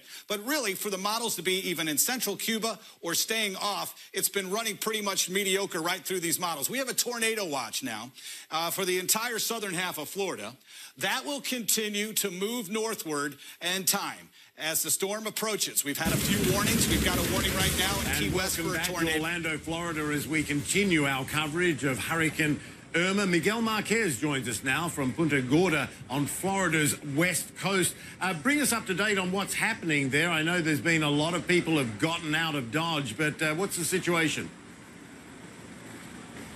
The winds are growing stronger. The rain is coming down harder. It's just increasing every moment, just inexorably toward when the main brunt of that storm will get here. And this is an area that is very, very sensitive to these hurricanes. About 13 years ago, Hurricane Charlie came through here, a much smaller storm, and it almost leveled this town. The path that Irma is on right now takes it on along a similar route to Charlie, just west of Punta Gorda and Charlotte County, on the dirty side of the storm, essentially, where all the water and the wind will come in, creating a storm surge through here, that basically a giant wave that will wash through much of this county and then wash back out. That's what they are largely concerned with. It's a very low-lying county. They only have the ability to build 3 shelters here because so much of it is low-lying. All those shelters are jam-packed now. They can't take any more people, so they've arranged with the county just north of here, Sarasota County, to take its residents there. So there are 4 shelters still open in Sarasota County for people from here. If people are desperate, though, and they show up without gas, I will tell you the gas stations here, there is no gas left in the county. We went by several dozen gas stations, looked online, talked to people. There was just no gas to be had. You pull up at one of these gas stations, and within minutes, people think maybe there's gas there, and several people gather very quickly, and then there's a nice discussion amongst everybody about where you can find gas, but there's just no gas to be had. So in the event that somebody comes to a shelter and has no gas, they're elderly or disabled, they will take them in on an emergent basis. But we are at the very beginning of a very long 24 hours for this city. All the hatches are battened down. Now it's just a matter of waiting out the storm and seeing how we do. Back to you. Yeah, hunker down, Miguel. Thanks so much. Miguel Marquez there in Punta Gorda. And that is all we have time for this hour. I'm Michael Holmes, live in Orlando. And I'm Isa Suarez coming to you live from Miami. We'll have much more after a very short break. Do stay safe and do stay right here with CNN. Yep. So that means it's either Doppler indicated or visually indicated. So, again, on the ground, as the bands continue to move in, the wind gusts will increase. There will be times of a complete downpour activity and then a couple of quiet times. But we are going to see a gentle increase in the winds. The forecast, which shows the spin and the rainfall, bright red are your heavy downpours. And again, our storm surge is going to be significant, mainly first in the Everglades. Of course, Miami, we're watching them closely, but the real significant increase of the storm surge in the Everglades. And that's good news. It's wetlands. They can have that. But as it continues to march northward, we'll see more of a tornado outbreak possibility on the East Coast. We'll have the surge, of course, continuing up the East Coast. On the West Coast, winds will be out of the north somewhat, northeasterly. They will wrap around. I think Tampa is going to have a problem. Not so much, of course, well, yes, when the storm moves through. But don't let your guard down in Tampa Bay, because most likely on the back edge of this, we're going to find winds coming in from the northwest and due west. So that'll shove the, of course, storm surge and those walls of water back into Tampa Bay, which could be just bad, if not worse. I want to go a little bit further out, though, and talk about those in Georgia, South Carolina, into Alabama and Tennessee. As you see, the track has been curving, and we've been watching this. Let me show you what some of the models look like, of course, after we talk about the winds, because I want everybody to know, if you haven't been in the Southeast, you see the core of the winds move up through Florida, hugging that west coast, moving northward. What you see in purple here are wind gusts in excess of 60, maybe even 70 miles per hour. This area of the southeastern U.S. is pine country, which means hardy pines. weak root systems, but very high. I mean, they're massive. They fall in isolated thunderstorms, knock out power, damage trees. We could easily see tens and tens of thousands of trees destroyed through Florida and through the Southeast. But now watch what happens to these models. They move up with the force of wind. We carry it into into northern Alabama. I'll show it to you later. It starts to become a bird's nest like we had with Harvey, which means there may be a loss of steering currents when it gets from central Tennessee to northern Alabama, and that means heavy, heavy rainfall. We'll break that down for you more, of course, in the coming hours. But again, it's just beginning. We've got a multi-day event heading our direction. John. You know, Tom Sater, listening to every word of your forecast. 20 million people in Florida alone, and then you start to talk about Alabama and Georgia. Millions more will be affected by this storm as these days continue. Millions already affected. So many hurt, so much damage through the Caribbean. That is why we're watching this storm so closely. Key West. This is one of few that we've had today. There will be many. In fact, it's not unusual to have 50, 60, 70, 75, 80 tornado warnings. I know Harvey had over 200. But again, tornadoes are going to be an issue. And I know for many, when they're looking at, of course, Irma making its way toward southwestern Florida, Miami, Hollywood, Boca, Delray Beach may think, okay, we're not going to see the strongest winds, but you're in an area where you could have a higher concentration of tornadoes. Now, again, as we continue to watch this, Anderson, make its way off the coast, I'm going to show you a radar in a minute. Very interesting now to continue to watch the eye. We're already seeing on the infrared satellite imagery more purple all around the world. I'm Michael Holmes, live in Orlando, Florida, where there is a little wind, a little rain, but the main brunt of this storm won't hit here, Orlando, for another 24 hours or so. And I'm Isa Suarez coming to you live from Miami. It is 1 o'clock here on the East Coast. And Michael, like you were saying, the wind is slightly starting to pick up. The rain has come and gone, and this is all very deceptive because it changes coast so quickly. But this is just the beginning of things to come. All right, thanks, Isa. Well, let's get right to CNN meteorologist Karen McGuinness. Karen, tell us about Irma's latest track, where it's headed, what you know. Oh, we have so many things to tell you. First of all, its position now puts it about 80 miles to the southeast of Key West. It has slowed down. We watched it march across the Atlantic, and it was moving towards the west at just about 18 miles an hour. That was probably at its peak. Then we noticed as it approached the Leeward Islands and then into the Turks and Caicos, it started slowing down a little bit more. Yesterday, we were looking at it at just about 12 miles an hour. Now look at what it is. Our latest update from the Hurricane Center has it moving to the northwest at 6 miles an hour. The slower it moves, the better chance we're going to see this increase in intensity, because the water temperature here is from about 85 to close to 90 degrees. Perfect combination. There's nothing that's going to shear it. You've got that warm water. It is bumping up against the southern end of the Florida Peninsula and the coast of Cuba. We can only imagine what happened along the coast of Cuba, but it is a strong Category 3. Our next update from the National Hurricane Center comes at about 2 o'clock. So we'll have some idea. My guess is it's right on the edge of becoming, once again, a Category 4. In the satellite imagery, wanted to point this out to you, but I missed it. There is a slight jog to the north with that eye. It is something that we watched. Even though the overall trend is to the northwest, I use the word perturbation. That just means like a little jog. Nothing is ever going to be in a straight line, perfectly straight. They take little maneuvers, especially as it's interacting with different land masses or different currents. All right, this is very impactful as well. In the red shaded area, the entire peninsula of Florida, even over towards Tallahassee, there are hurricane warnings.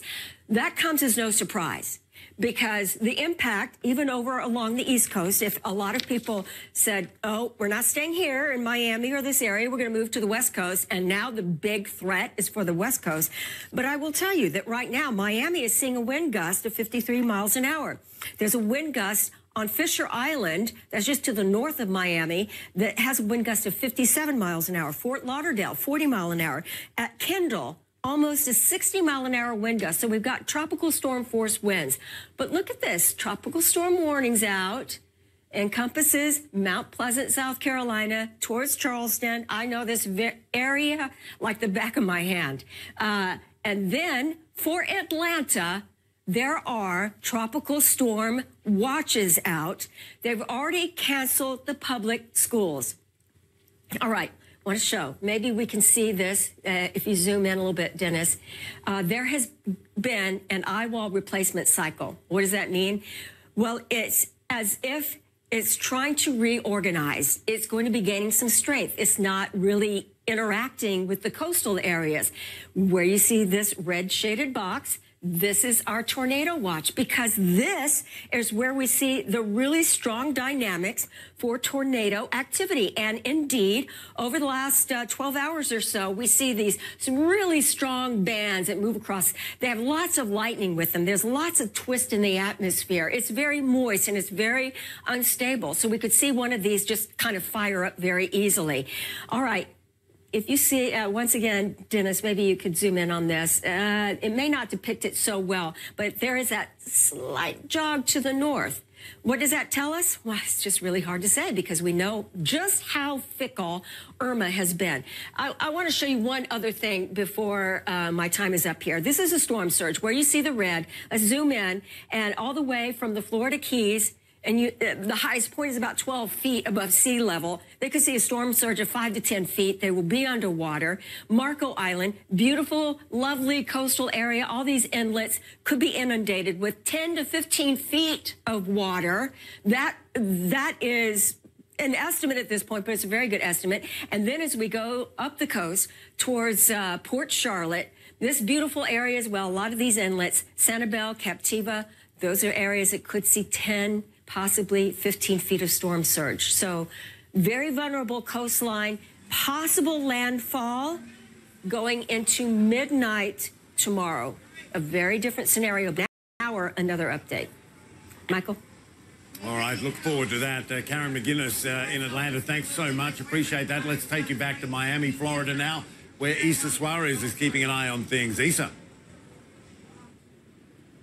Thanks very much, Michael. I mean, just listening to what Karen said there, the 10, 15 feet of the surges she was talking about, it's so hard to imagine, to visualize that. But Karen, putting it all into perspective for us, what we just heard from Karen, there's a shift there going from the east northwest, and the city of Naples is along that route, and that's where we find our Ed Lavandera.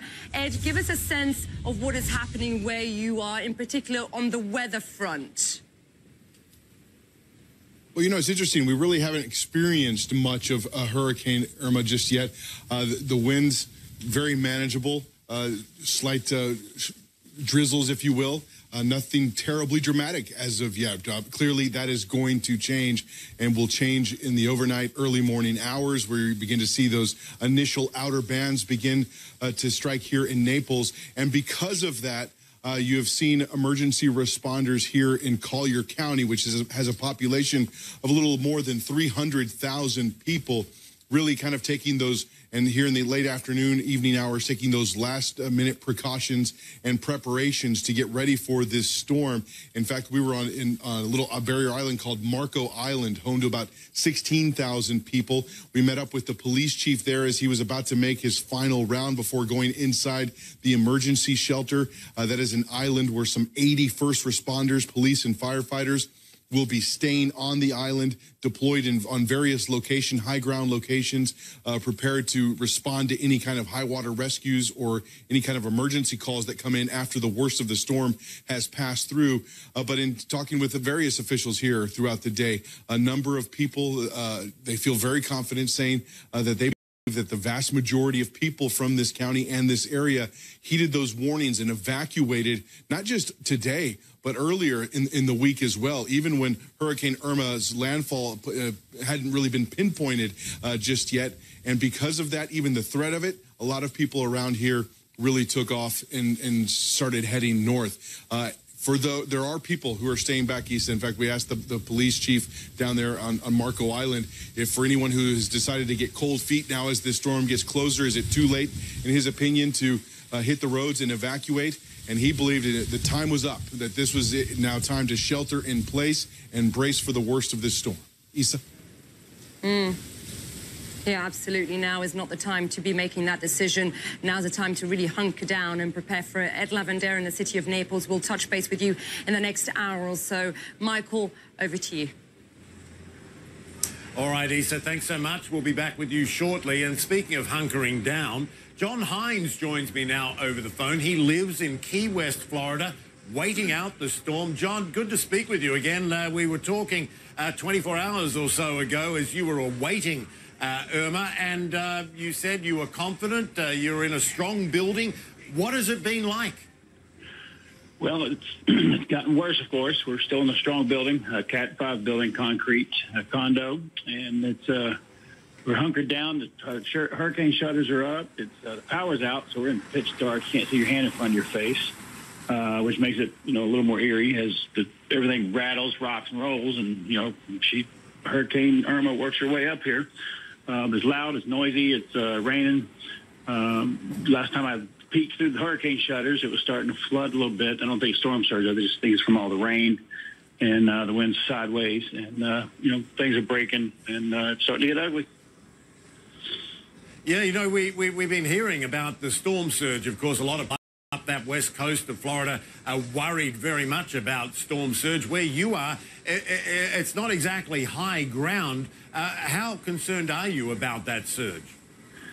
Well, I'm not concerned about it for us because, like I said, we're in the 4th floor, so storm surge is not an issue for me. But I'm sure once the daylight gets here, once Irma gets through here and when she gets done doing what she's going to do, we'll go out and clean up and, assess the damage and the mess.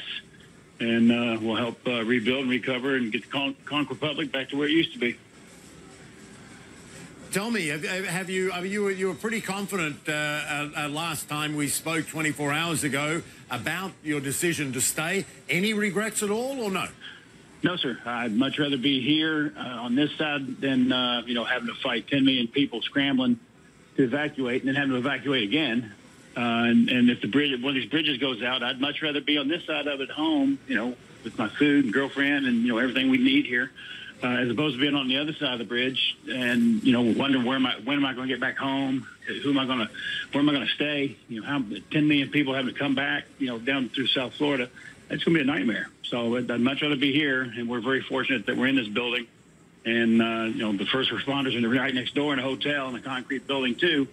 So we're all here waiting for it to be done, and then we'll go back out and do what we do, get people back to work. Yeah, you mentioned the power being out. We can say that all 29,000 customers in the Keys area of Florida are without power, so you're not alone in that regard. You mentioned the neighbour, and you did tell me yesterday that other people had chosen to stay as well. Are you in contact? What are you saying to each other? What are you talking about? I was over next door earlier today, right in between rain bands. We're just all hunkering down, just waiting for this thing to, do what you're going to do and get on out of here so we can get back to business. Yeah, have you had moments of nervousness? Tell us what the actual experience has been like. Well, I don't get that nervous around stuff like this. I joke with people, you can't scare me anymore. I've been married, so... But it's, it is what it is. It's, windy, it's noisy, it's loud. And when it's over, and we'll go do what we do and, recover and the Conch Republic down here. And we'll rebuild it and clean up what needs to be cleaned up and get on with it. There are some great communities down there. I mean, are you worried about what daylight will reveal or when the waters do recede, what the damage is going to be like? What are you expecting? Well, I am concerned with the storm surge. I think that'll be the biggest thing that hurts us down here because all these buildings down here are, hurricane rated. And I mean, this is what we do. We live on an island and we know it, and we live this day every day.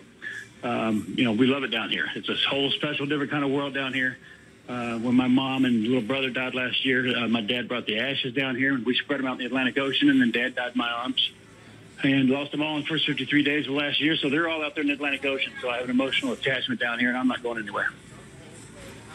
Yeah, and we touched on that last night. And, our thoughts are with you. You did have a tough year last year, and that's part of you stay, that emotional attachment. John, great to talk to you again. Glad you're doing okay there, and hopefully we'll talk again when this is all over. John Hines, appreciate it. Thanks so much.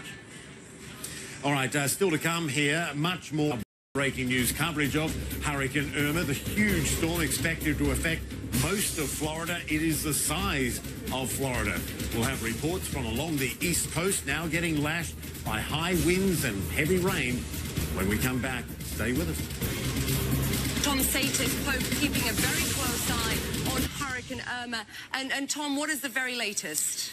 Okay, Issa, we've been able to kind of take a step back and look at the latest advisory because it happened, all of us got to watch it together when the graphics came up, and it's about what I expected. There was now a western shift in that track, but let's break it down because this is critical for a lot of folks here, and a couple of miles here and there means everything. First of all, with the infrared imagery, what you want to see or not is the brighter colors, those higher, colder cloud tops. And when you start to see more of a symmetrical look after it was interacting with the land in Cuba, we're starting to see some strength, although we're still at 120 miles per hour. But now that the eye is going through an eyewall replacement cycle, it's going to most likely start to increase in strength somewhat. Now, it's a Category 3. The National Hurricane Center now wants to keep it as a 3. Here in the CNN World Weather Center, we're not so sure on that because not only do you not have just 90 miles, all right, between in the straits from Cuba to Florida, you've got really now a distance that should take this now on a farther track up toward Sarasota. This is going to be a lot like last year when Hurricane Matthew hugged the coast on the East Coast. When it came through Freeport in the Bahamas, there was a little wobble when it underwent one of these eyewall replacement cycles, and it just stayed off the coast by about 30 miles. When it's on the coast, it's catastrophic damage, but because it stayed off last year, Matthew was light to moderate, but it did a lot of damage on A1A, flooding up and down the coast, even at Jacksonville. They'll see that again with this one, even though it's on the other coast. And then we had this historic flooding in the Carolinas that killed about 24.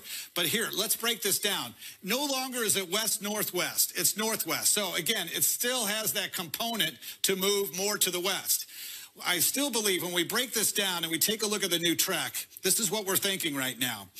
Instead of the 90 miles as mentioned, this system's going to travel about 280.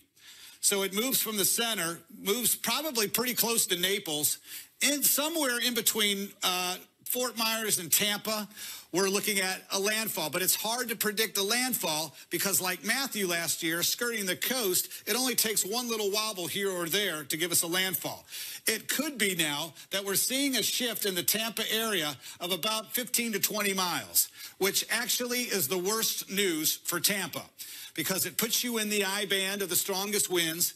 It'll give you the surge up into the bay most likely. Even if it's to the north, we're going to be looking at a return flow. So again, that's the concern. Consensus is generally maybe around Sarasota, Florida, possible landfall. Bradenton, all right, that's Manatee County. Anna Marie Island's going to be smacked with this as well. And it's still, as I mentioned at the top of the hour, I noticed this a little bit of a shift from Atlanta, which may keep them out of some of the strongest winds, but they're still in the worst quadrant. But by that time, we'll start to see the storm lose some strength. After that, when it moves up toward Tennessee, the models looked like Harvey, just meandering all over the place, not having a steering current. And that was kind of frightening, thinking, okay, here we go with something that's going to hang around for a while and drop copious amounts of rain. But by then, we think it's going to be dried up, and it's not going to have the amount of rainfall that Harvey had. It doesn't have that water source, so maybe 2 to 4 inches. But we've got to get back and take a look at this path because this means everything, and it's critical now for the entire West Coast and everyone who lives in that front right quadrant. Everyone in this north white quadrant, which is the center of the entire state, and even into Georgia, which we talked about with the pine trees and the broad pine area with the down trees there. Still looking at Florida and Light calling for 3.4 million to lose power. FEMA is going closer to 5, but even at 3.4 million losing power. Welcome back, everyone. I'm Michael Holmes, live in Orlando, Florida. And I'm Isa Suarez coming to you live from Miami. You are watching CNN's continuing coverage of Hurricane Irma. And gale force winds are lashing South Florida right now as Hurricane Irma nears the U.S. mainland. Let's have a look at some video now. The storm, a Category 3, but is expected to regain strength as it crosses very warm open water between Cuba and Florida. Warm water feeds a storm like this. Now the Irma's path has shifted slightly to the west, and that puts Florida's Gulf Coast on high alert. Many people from Naples to Tampa are now seeking shelter from the storm surge that is expected to follow. A lot of fears about that water rushing inland. We've seen fleets of utility trucks heading down south, mobilized to deal with power outages, which have already affected almost 200,000 customers. And Issa Suarez in Miami, they say that those people, the numbers of people affected could go up into the hundreds of thousands more, and it could be weeks before some of them get power, perhaps. Absolutely, you just don't know. I mean, you're looking at the strength and the breadth of this hurricane, Michael, and it's really hard to predict, as we've been hearing from Karen McGuinness in the last 20 minutes or so. Here by Miami Beach, you know, officials are not taking any chances. They've put a curfew in place from 8 p.m. local to 7 a.m. In the morning. Derek Van Dam is monitoring the conditions, and Derek, definitely seeing where I am here in Miami. Winds starting to pick up and the rain coming down. Not as strong as we saw earlier, but definitely we've seen that shift, haven't we? Yeah, Issa, we're between the heaviest rain bands right now, but it's a good reason that they've enforced that mandatory curfew through 7 a.m. because the immediate threats for Miami Beach and right along the Miami-Dade coastline are staggering, frankly. We've got a tornado watch. We've got a flash flood watch. We have a storm surge warning, all that on top of mandatory evacuations and curfews. So this is as real as it gets, even though we may not be whipping around at this very moment in time, but the wind, we know, can change so drastically as these feeder bands continue to move in, and the eye of Irma edges closer and closer to the Florida Keys and ultimately the southern Florida peninsula. There are 4 fire departments located within Miami Beach. We had the opportunity to talk to the Miami Beach mayor, Philip Levine, earlier today, and he said that police and fire will remain operational as long as winds, sustained winds, remain below 40 miles per hour. And I believe they probably have, at least in terms of average wind speeds so far. But that should change as we head into the early morning hours here locally. That's when the police and fire will start to pull their emergency services from the streets. And if you did not heed the warnings for evacuations, you are ultimately on your own. But I did just check the Miami Beach police and fire Twitter accounts, and they are still actively responding to service calls. In fact, there have been numerous calls. A lot of the alarms have been set off and tripped in some of the buildings here. They did rescue an individual who was stuck within an elevator shaft for a number of hours because of an electricity failure. Speaking of electrical failures, in Miami-Dade County alone, we have over 106,000 people without power right now. And believe me, you can imagine that number is just going to go up because as we look over the horizon just to my left, as we look towards Miami City proper, we have seen transformers blowing up, lighting up the skies, this purple-blue haze quite frequently here throughout the period of the night, especially when those stronger feeder bands come in. So that just gives you an indication that these strong wind gusts are knocking over maybe perhaps some of the palm trees, some of the palm leaves, and really whipping up some of the conditions there. Issa, it's going to be a long night ahead of us. We expect the worst conditions to really pick up as we head to first light tomorrow morning. Absolutely, Derek Van Dam there for us in Miami Beach. And Michael, as Derek was just saying, you know, the most important thing here, as we've been hearing from officials in the last hour, is really not to be complacent. There are so many elements at play, not just the storm surge, but also the debris that may come from some of the storm surge, but the winds that we were expecting. So it's worth waiting until you get the green light from officials to actually come back and go into your homes. I know many people will be concerned about the damage to their homes, but better to be safe because, as officials have been saying throughout, we can rebuild your homes. We cannot rebuild your lives, Michael. Yeah, exactly. We were talking last hour with Russell Honoré, of course, the military man who oversaw Hurricane Katrina and the logistics there, and he was saying the aftermath almost as important as the pre-preparation for a storm like this, making sure that people get back home to safe houses and safe environments. We'll check in with you in a little bit, Isa. Good to see you. Now, let's go to George Stokas. He is the Assistant County Administrator for Florida's Martin County.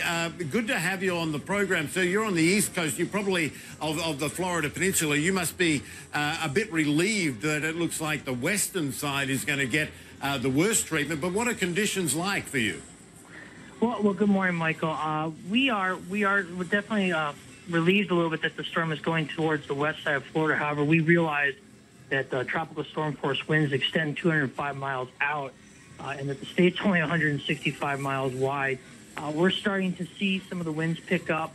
We are expecting storm force winds to arrive at 3:30 this morning and continue for us till 9 a.m. On September 11th, Monday. That we're looking at a whopping 29 and a half hours of Irma's experience for us, and we're taking precautions for that. Yeah, tell us about the precautions. Sure. We activated our Emergency Operations Center at a level 1, which is 24-hour operations. We've been very well staffed. We're working with over 40 of our participating agencies, including local, state, and federal partners, FP&L, and some other entities. In preparations for the hurricane, we inspected and cleared our county stormwater drainage structures, proactively placed in pumps in flood-prone areas, and have pre-staged our county equipment to quickly facilitate debris removal and repair any damages sustained through the storm. We're also working with Florida Power and Light to stage our electrical trucks and some other vehicles of theirs to respond to our neighboring counties to the south and southwest. We've also been communicating via Facebook. Mm-hmm. Go ahead, sir. No, carry on. Sorry, finish your thought. Yeah. We've also been taking a very proactive role in trying to communicate to our public what the conditions are, what they should be doing during the storm, as well as we've been having regular press briefings, as well as reaching out versus Facebook, Twitter, YouTube, as many outlets as we can to get the word out. All right, George Stokas there, the Marin County Assistant Administrator. Appreciate it. Thanks so much for the update. And everyone, do keep it right here on CNN for the latest on Hurricane Irma. We will go live to Fort Myers in Florida, where powerful winds from this monster storm are expected to hit in the coming hours. Greatest power outage in history. And then restoring that power, they believe, will be the greatest restoration of power ever taken place in the U.S. The eye is interesting. We're still seeing some wobbling, but notice the bright yellow banding outside the eye. When that forms and circulates better, when it gets away from the coastline, it'll tighten up, and we should see an increase. So even if it stays at a Category 3, that's still a major hurricane. If it gets closer to a 4, you're not going to know much in the way of difference here. We're still going to have storm surge. We still have, of course, the tornado watch that's in place. This will be extended northward. It's a mess. We're going to get hit with this. But again, we're not sure of landfall. Naples could get hit. And then we're thinking somewhere in between Fort Myers and up toward the Tampa area. So again, here is Sarasota. If this system moves directly up this area, this is a big, big concern because the track is now about 20 miles shifted, 15 to 20 out of Tampa Bay. Wish the news was better, but we're going to continue to watch this. And these things change. Isa, we're going to continue to monitor that, but it's been a westerly movement the last couple of days, which has been kind of shocking since everybody went from the east to the west coast. Absolutely, but it is important, of course, regardless of where you are on either side, to not be complacent. Tom Sater, thank you very much for giving us the very details of Hurricane Irma. Michael, back to you. Isa, thanks so much. Let's talk more about that, the all-important track. I'm joined from Miami by Ed Rappaport. He is the acting director of the National Hurricane Center, and it's great to have you on and your expertise. I want, if you can, I mean, you heard Tom Sater there. You know what the track is. What is your big concern about this latest model and where we think it is headed? Well, the forecast we're talking about is the one that comes out of the National Hurricane Center rather than any particular model. There are dozens of models, but the forecasters here put together the best forecast that they can. The shift makes some difference, particularly for where the strongest winds are. But the storm surge is going to occur no matter what, whether we have a wobble to the left or to the right. And along the west coast, it's not going to be ahead of the storm because the winds blow this way around the storm center, and that's pushing the air from the land to the sea. There won't be a storm surge during this time. It's after the center passes to the north that there will be the storm surge. So when the center gets up in here and the flow around it is like this, that's when you're going to get the highest storm surges, after the center passes on the west coast. So here's where we can expect the 10 to 15 foot surge potentially, and then as much as 5 to 8 feet in the Tampa area. I'm told that the closest comparison that might be made here is Hurricane Charlie back in 2004. What did we learn from that could apply here in terms of impact? Not much. This is not at all like Hurricane Charlie. The intensity is maybe not too far off, but Charlie was a very small storm. Irma is moderate to large in size, is moderate or large in size, and what that means is a larger storm surge, a deeper storm surge, even for the same amount of wind. So we're going to get storm surge over much of the area that we pointed out just a minute ago. What I've got behind me are examples of what storm surge looks like and the kind of damage that can occur. And in this particular case, the storm surge will be up the entire west coast of Florida and the Florida Keys, whereas there was a very small and limited storm surge for Charlie. Yeah, that's interesting. We talked to the mayor of both Naples and Tampa, who are extremely concerned, understandably, about storm surge. Hello and welcome to our viewers in the United States and around the world. I'm Michael Holmes, live in Orlando, Florida. And I'm Isa Suarez coming to you live from Miami. We have started to see the winds pick up. It's starting to rain, not as heavily as we have seen in the past hours, but it's definitely starting to see the impact, the initial impact of Hurricane Irma. Let's find out where the hurricane is right now. Karen McGuinness is keeping a very close eye on Irma. And Karen, you were talking earlier about that shift slightly northwest and about it slowing down. Why is that important? It is important because the impacts can be different. And it doesn't take much of a shift for you to, say, see a storm surge of maybe 5 feet as opposed to 10 feet. But I wanted to show you this. This is kind of an interesting as far as the model runs go. At the National Hurricane Center at 5 p.m., you plotted out all the coordinates, and this is what it was doing. And it was going to make its way up towards Sarasota. But then the next run from the National Hurricane Center plotted out the coordinates that we anticipate that it will take, and there we shift it just a little bit to the west. But it doesn't really make landfall. Let's move this a little bit further to the north. It doesn't really make landfall until you get up towards the Tampa-St. Pete area. Is that possible? Certainly looks like it. This has been one of the most fickle hurricanes. We can have all of the really good computer models in the world, and they will tell us something different because the environment has changed, just how it interacts with land has changed, how the sea surface temperatures may change. There are all kinds of different variables that to forecast out beyond just a couple of days is very difficult. All right, want to show you another couple of things. This is looking at the forecast radar. We go right now and we put it into motion, and it brings it up across the Florida Keys. And by the way, just about everyone in the Florida Keys has lost power.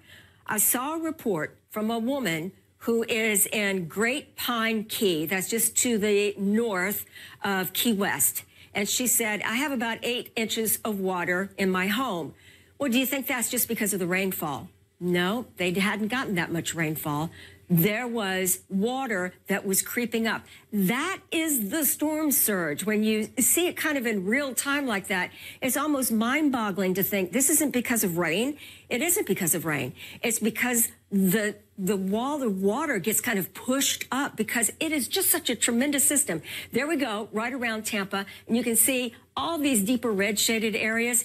Well, those are some of the stronger bands that move along that upper right quadrant. That's where it's typical in a storm like this to expect and to see hurricanes.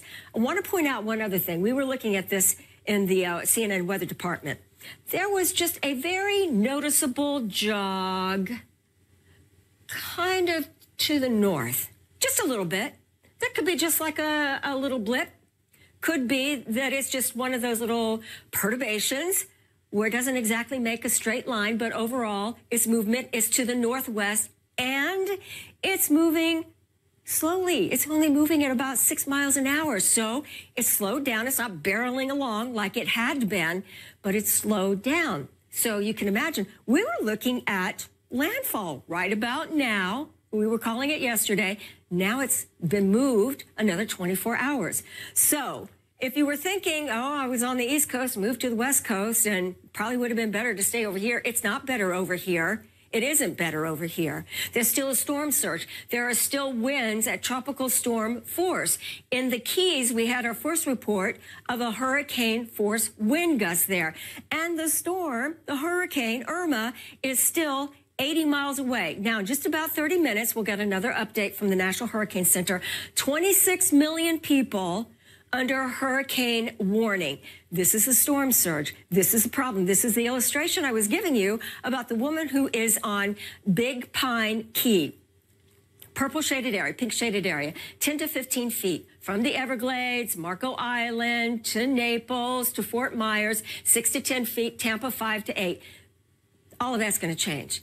If Harvey just stays a little bit further to the west in the warm waters, Irma, if it stays just a little bit further to the west, we're going to see that storm surge become even bigger. And there's a tropical storm watch now that includes Atlanta, Georgia. And some of the schools are saying, we're not going to open on Monday. It's a wait and see situation. Back to you guys. Karen, very quickly, I know you're outlining the path it will take, but for our viewers in Florida Keys, those in Naples, they're sitting there watching, wanting to know when they should expecting it. You said 24 hours. Any idea in terms of time? Because it has slowed down in its forward progression, it's moving northwest at 6 miles an hour. It's not moving northwest at 16 miles an hour. But yesterday I said, oh, it'll be about midnight on Saturday going into Sunday. Now we're saying Sunday late night. But there are comparisons that are being made to Hurricane Donna back in 1960. Why do we mention that? Because Irma has taken a similar path right across the Lesser Antilles, Turks and Caicos, the Leeward Islands, bounced along the north coast of Cuba, then made a turn towards the north, moved across the Keys, and then went in right around Fort Myers. Is that possible? Certainly is possible, but right now, it's very hard to say. All of those huge, beautiful cities along the west coast of Florida are very vulnerable, and any one spot could be the landfall location. Right now, it appears as if it could be the Sarasota area.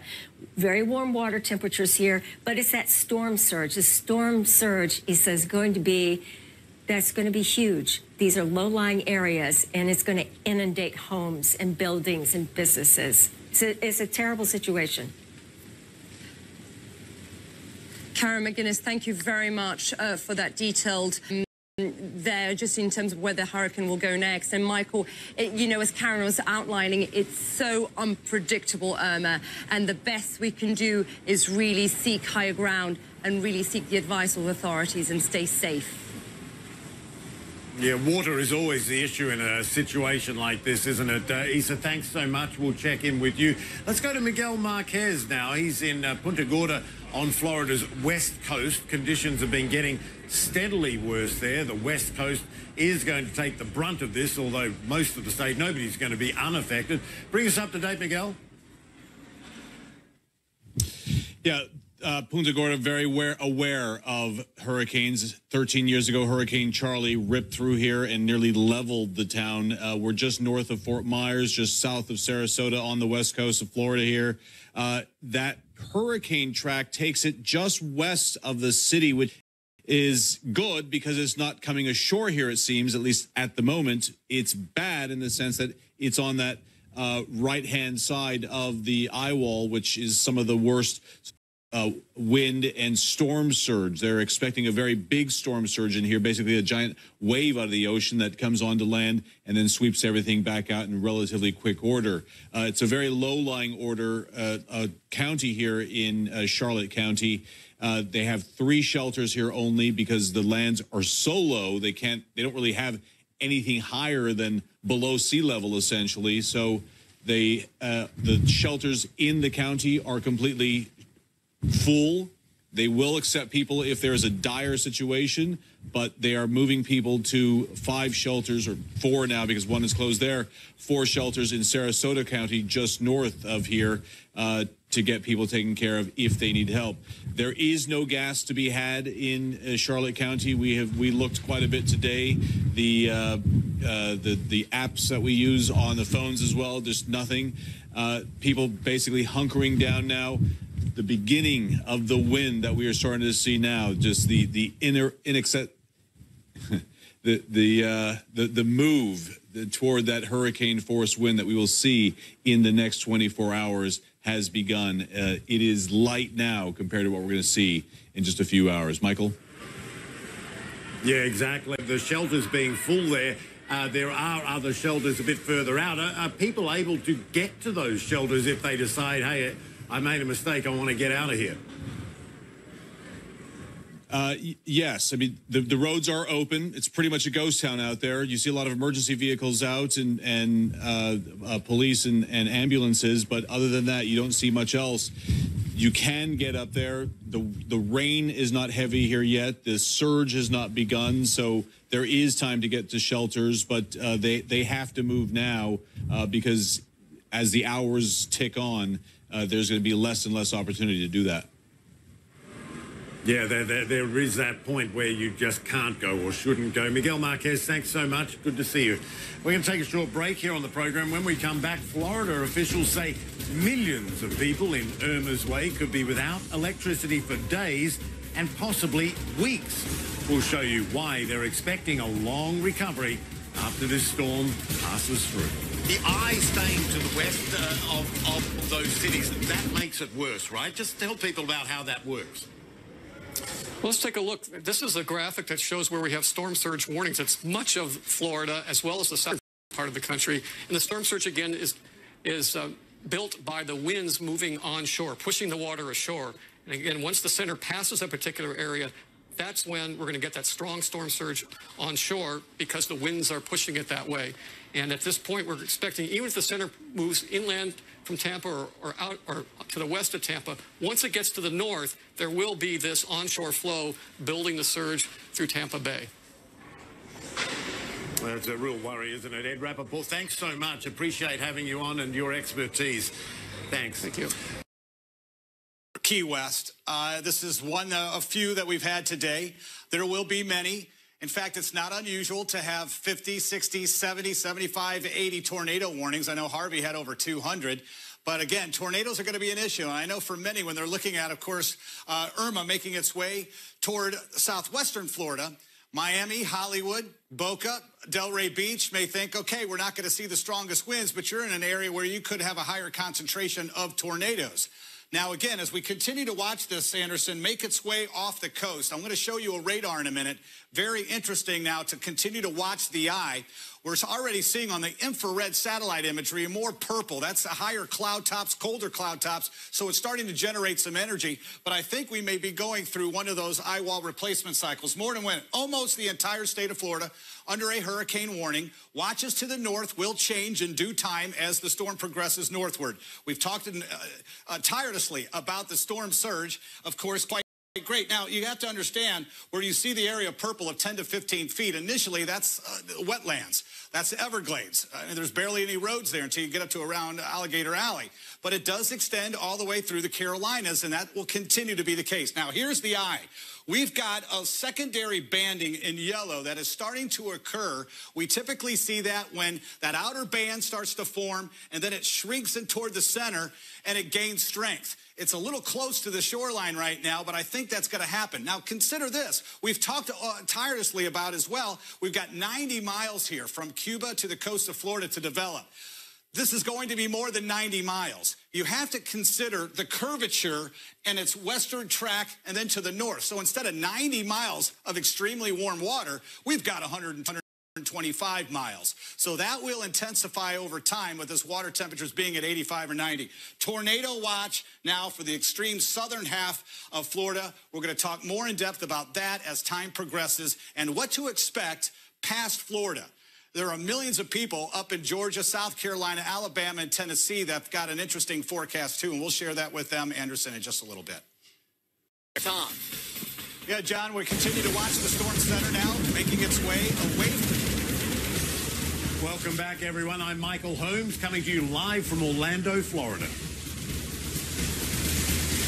And I'm Isa Suarez, coming to you live from Miami. You are watching CNN's continuing coverage of Hurricane Irma.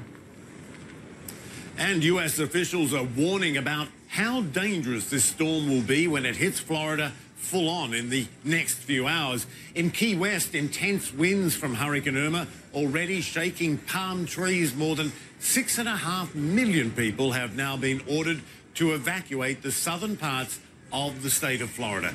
Authorities are also expecting even more power outages lasting perhaps days and even weeks. So far, close to 200,000 customers have lost electricity. That number could swell into millions of people when the storm really makes impact.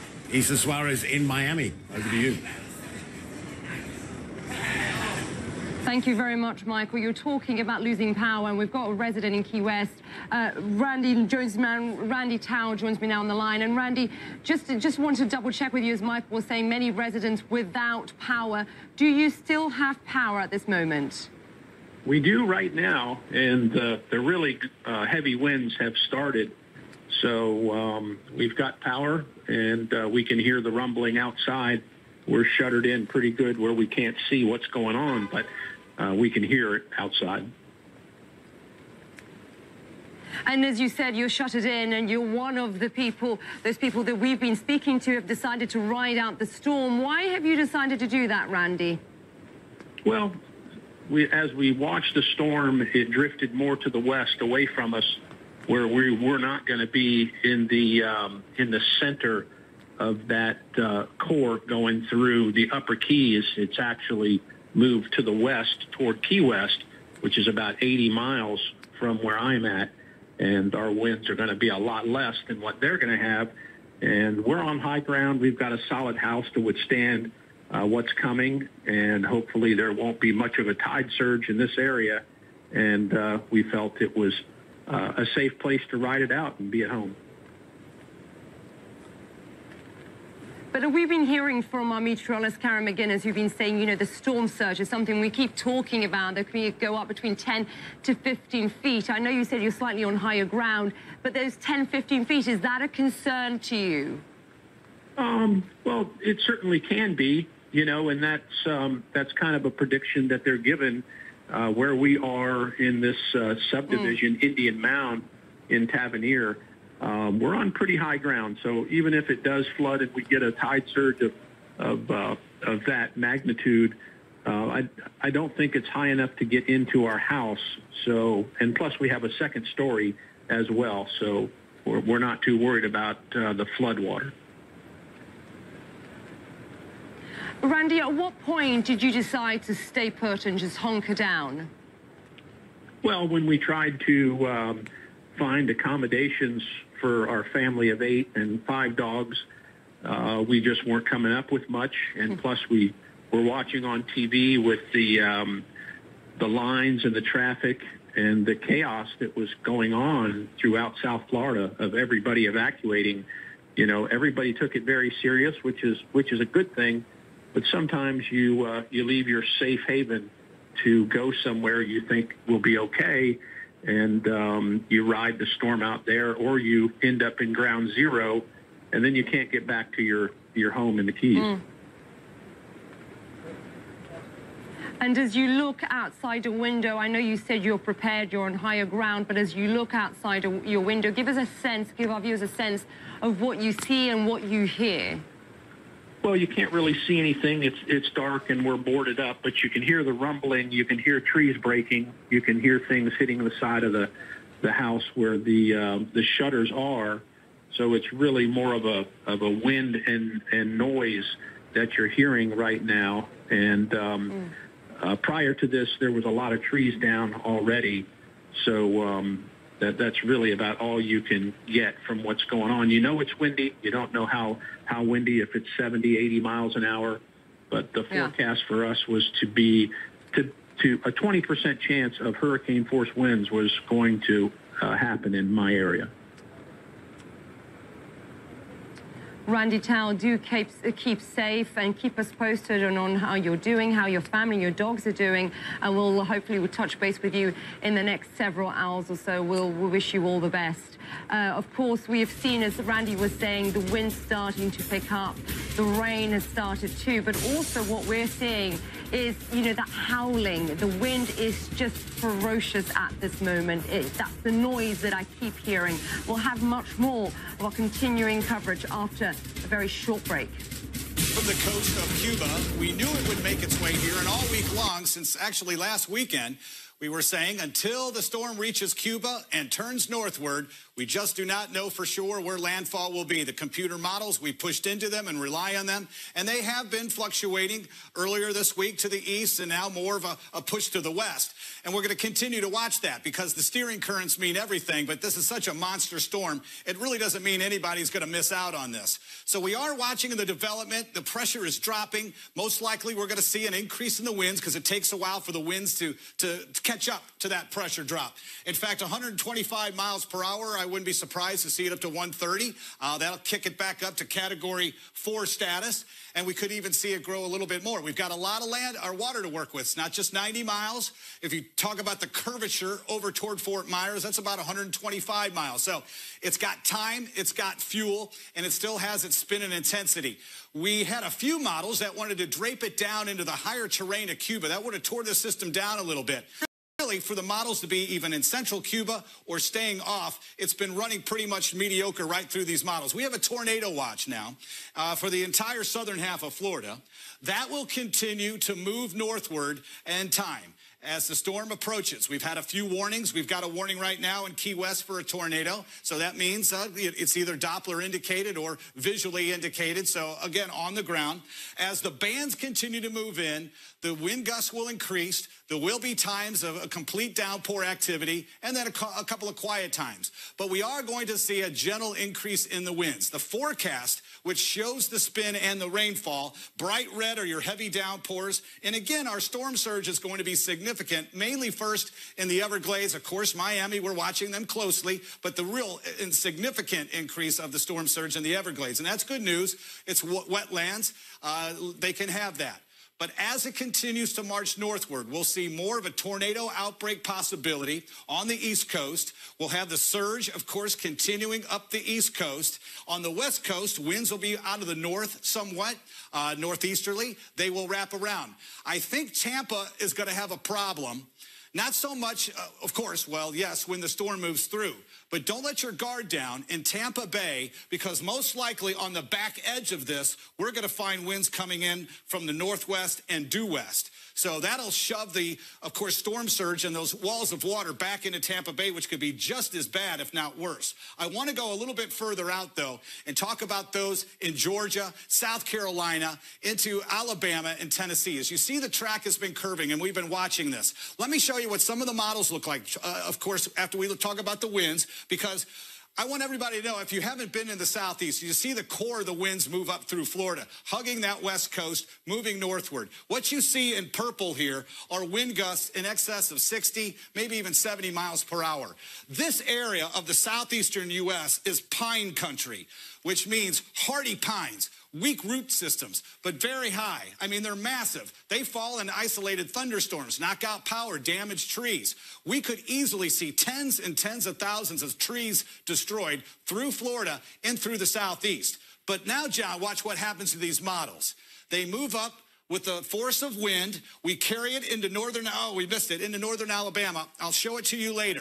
It starts to become a bird's nest like we had with Harvey, which means there may be a loss of steering currents when it gets from central Tennessee to northern Alabama, and that means heavy rainfall. Welcome back, everyone. I'm Michael Holmes, coming to you live in Orlando, Florida. This is CNN's continuing coverage of Hurricane Irma. Well, the city of Tampa on Florida's west coast facing potential storm surge from Irma. Now, I spoke earlier with the city's mayor, Bob Buckhorn, about what it's doing to prepare.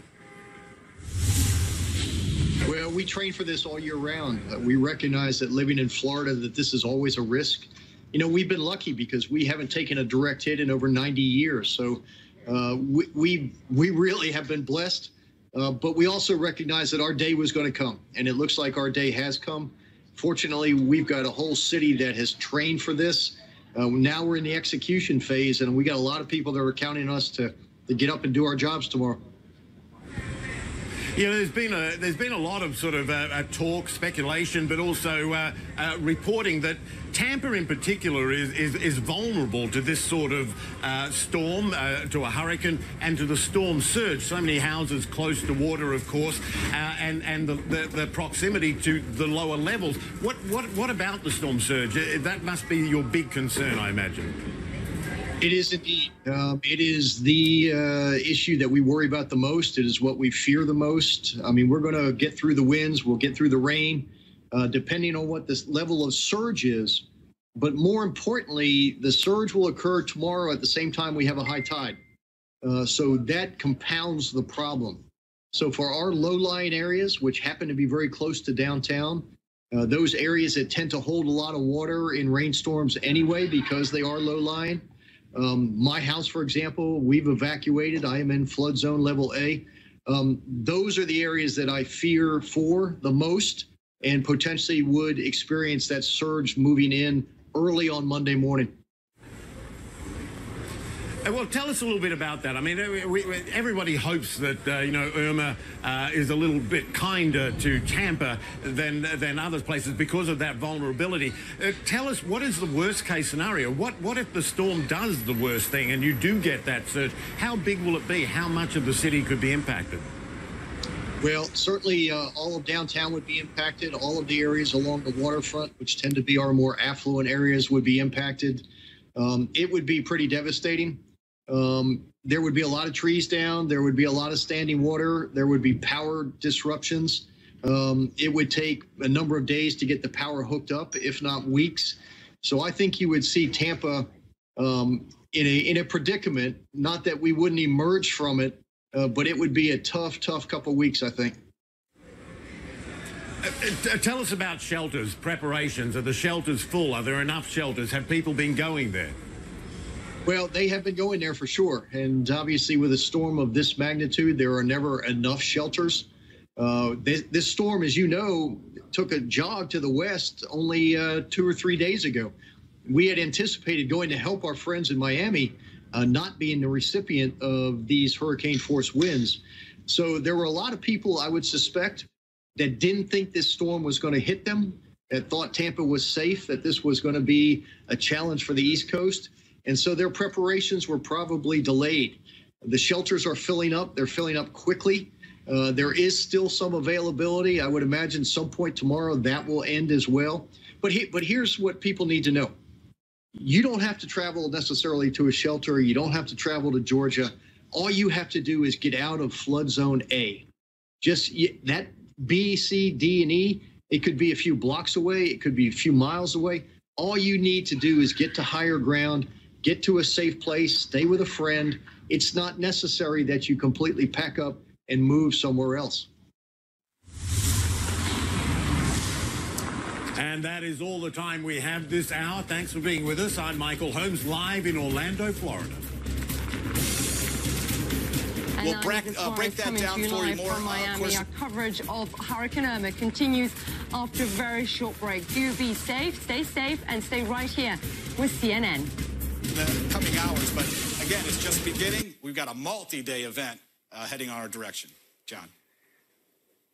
You know, Tom Sater, listening to every word of your forecast. 20 million people in Florida alone, and then you start to talk about Alabama and Georgia. Millions more will be affected by this storm as these days continue. Millions already affected. So many hurt, so much damage through the Caribbean. That is why we're watching this storm so closely. Tom. Yeah, John. So many things to tell you. First of all, its position now puts it about 80 miles to the southeast of Key West. It has slowed down. We watched it march across the Atlantic, and it was moving towards the west at just about 18 miles an hour. That was probably at its peak. Then we noticed as it approached the Leeward Islands and then into the Turks and Caicos, it started slowing down a little bit more. Yesterday, we were looking at it at just about 12 miles an hour. Now look at what it is. Our latest update from the Hurricane Center has it moving to the northwest at 6 miles an hour. The slower it moves, the better chance we're going to see this increase in intensity, because the water temperature here is from about 85 to close to 90 degrees. Perfect combination. There's nothing that's going to shear it. You've got that warm water. It is bumping up against the southern end of the Florida Peninsula and the coast of Cuba. We can only imagine what happened along the coast of Cuba, but it is a strong Category 3. Our next update from the National Hurricane Center comes at about 2 o'clock. So we'll have some idea. My guess is it's right on the edge of becoming, once again, a Category 4. In the satellite imagery, wanted to point this out to you, but I missed it. There is a slight jog to the north with that eye. It is something that we watched, even though the overall trend is to the northwest. I use the word perturbation. That just means like a little jog. Nothing is ever going to be in a straight line, perfectly straight. They take little maneuvers, especially interacting with different land masses or different currents. All right. This is very impactful as well. In the red shaded area, the entire peninsula of Florida, even over towards Tallahassee, there are hurricane warnings. That comes as no surprise, because the impact, even over along the East Coast, if a lot of people said, oh, we're not staying here in Miami or this area, we're going to move to the West Coast, and now the big threat is for the West Coast. But I will tell you that right now, Miami is seeing a wind gust of 53 miles an hour. There's a wind gust on Fisher Island, that's just to the north of Miami, that has a wind gust of 57 miles an hour. Fort Lauderdale, 40 mile an hour.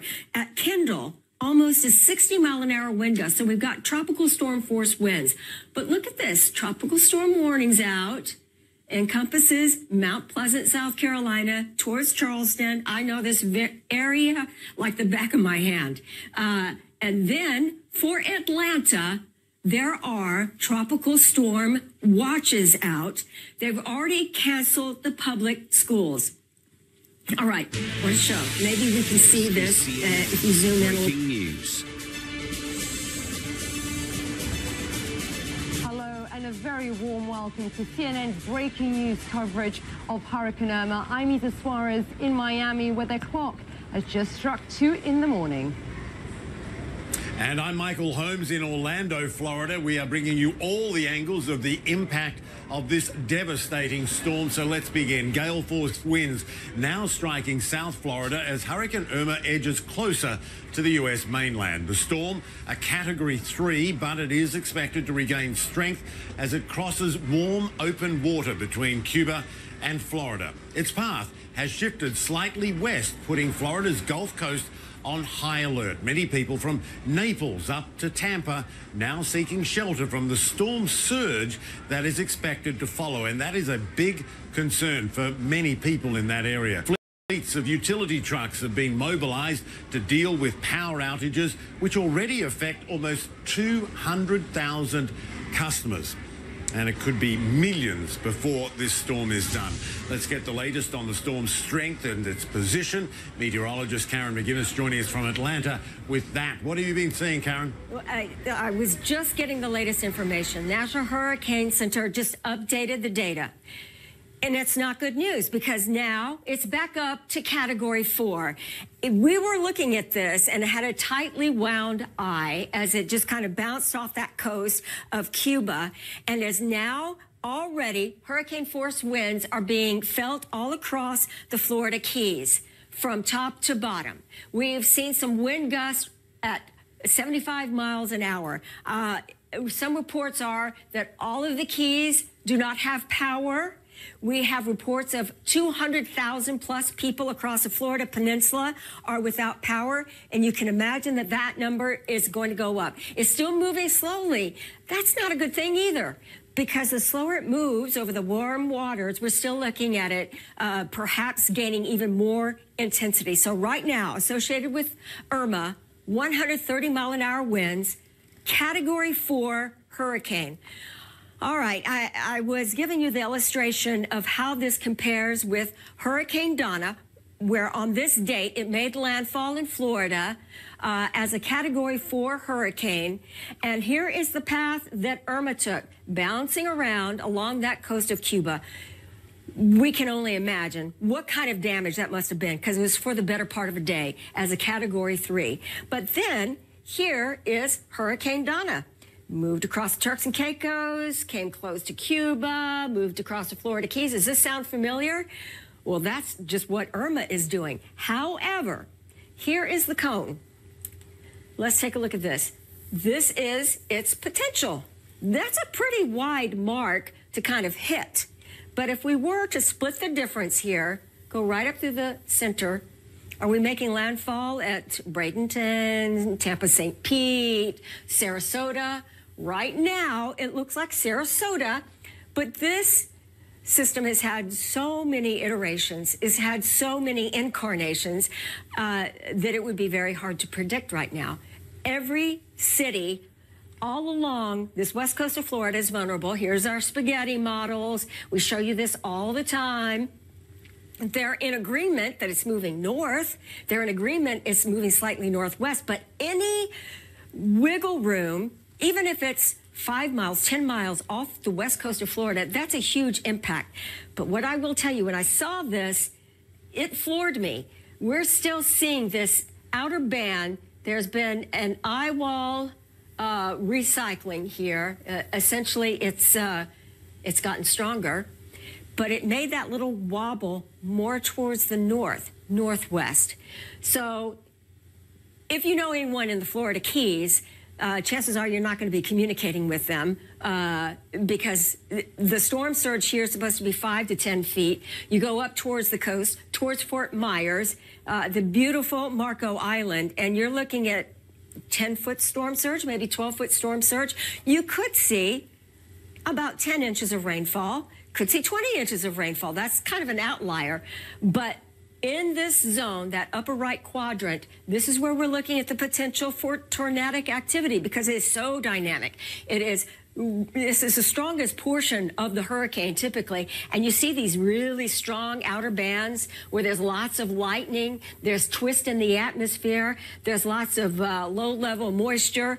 We've got all the dynamics for really quite a disaster. Either tornadic activity, flooding rain, storm surge, wind damage. There are so many hazards associated with Hurricane Irma. Category 4 Hurricane Irma, the latest from the National Hurricane Center. And we'll have another update at the bottom of the hour, but this is an incredible system. It's almost beyond words right now. Michael, Isa? Yeah, and you, as you said, you predicted it'd be up to a 4 again once it got over that warm water. Indeed, it is, and a concern for everyone along that west coast of Florida. Karen McGuinness, thanks so much. Isa Suarez in Miami, back to you. Thanks. Thanks very much, Michael. And as we were just hearing, you know, from Karen just about that storm surge, we're starting to see already the winds picking up here in Miami. The rain has definitely become much more intense. Let's go to Ed Lavandera, who joins us now from Naples. And Ed, as we heard there from Karen, she was really making it very clear the storm surge is going to be a huge concern, up to 12 feet in parts of where you are. Have the majority of people that you've spoken to and officials you've spoken to, have they been heeding the warning since we've seen that shift from Irma? From everything that we have seen throughout the day today, Isa, is that many people here in the Collier County, which is the area where Naples and a couple other barrier islands, an area with a population of a little more than 300,000 people. Every indication we got today was that the vast majority seem to have evacuated this area. We've spoken with the mayor here in Naples, the police chief down on Marco Island, is a barrier island with about 16,000 people that live there full time. It's a very popular vacation destination, high-rise condominiums, multi-million-dollar homes. Every indication, again, we got there as we were there late this evening, is that many of the people had evacuated. So that is the good news, at least from the first responder standpoint, where they don't have to worry as much about people being trapped in their homes. That's not to say that that everyone is gone. There are still definitely people who have chosen to ride the storm out here in this corner of Southwest Florida, anticipating the worst. On Marco Island, that police chief told us that there are 80 first responders, police, and fire who will be riding out the storm there on that island, positioned in various locations on the island in case anybody needs help, and they can reach them after the worst of the storm has gone by. But it is unsettling to listen to these weather forecasts, and you hear the reports of the hurricane re-intensifying, reaching Category 4 levels, especially as we sit here tonight in these overnight hours. And the rain has been, somewhat steady, but hardly a dent of what it's going to be like here in the coming hours. And the wind has been very manageable as well. So it is definitely a harbinger of what is to come here, especially in this corner of Southwest Florida. Isa? Yeah, you're spot on, Ed. It's been so unpredictable, hasn't it? It makes it impossible almost for authorities to be a step ahead, let's say, of Hurricane Irma. You spoke to the mayor. You were telling me you spoke to the mayor. What was his biggest concern, his biggest challenge, let's say, Ed? Well, it's going to be that storm surge. The mayor, the last storm that people here remember and generally people in these types of places in the United States tend to compare their previous experiences to what to expect this time around. And here in this corner of Southwest Florida, it is Hurricane Wilma, which came ashore here back in 2005 and brought some of the strongest winds and storm surge that they had seen. And even the mayor said that he wasn't quite sure if it was in this particular case fair to compare Hurricane Wilma to Hurricane Irma, that there's definitely a sense among the first responders here that this was going to be different in every possible way. Thanks very much, Ed Lavandera. Please stay safe. We'll keep touch with you, and we'll speak to you in the next hour or so. Ed Lavandera joining us there from Naples in Florida. And Michael, as Ed was saying there, it's so hard to keep on top of this storm. It's so unpredictable, as we have seen. And we heard about 3 hours ago or so from Tom Sater, who was basically saying, it's a Category 3, but he actually said he'll put money on the fact that it has shifted and it has intensified. And that, of course, is a huge concern for many people here in Florida. Michael? Yeah, indeed, millions of them as it continues up that western side of Florida. You're right, Tom, and also Karen did predict once it got over that warm water to be back up to a 4. It is indeed. Our meteorologist, Eric Van Dam, joins us now from Miami Beach. I mean, it's interesting moving to that western side. People on the eastern side of Florida must be a bit relieved, but this storm is so huge, nobody is left without being impacted, right?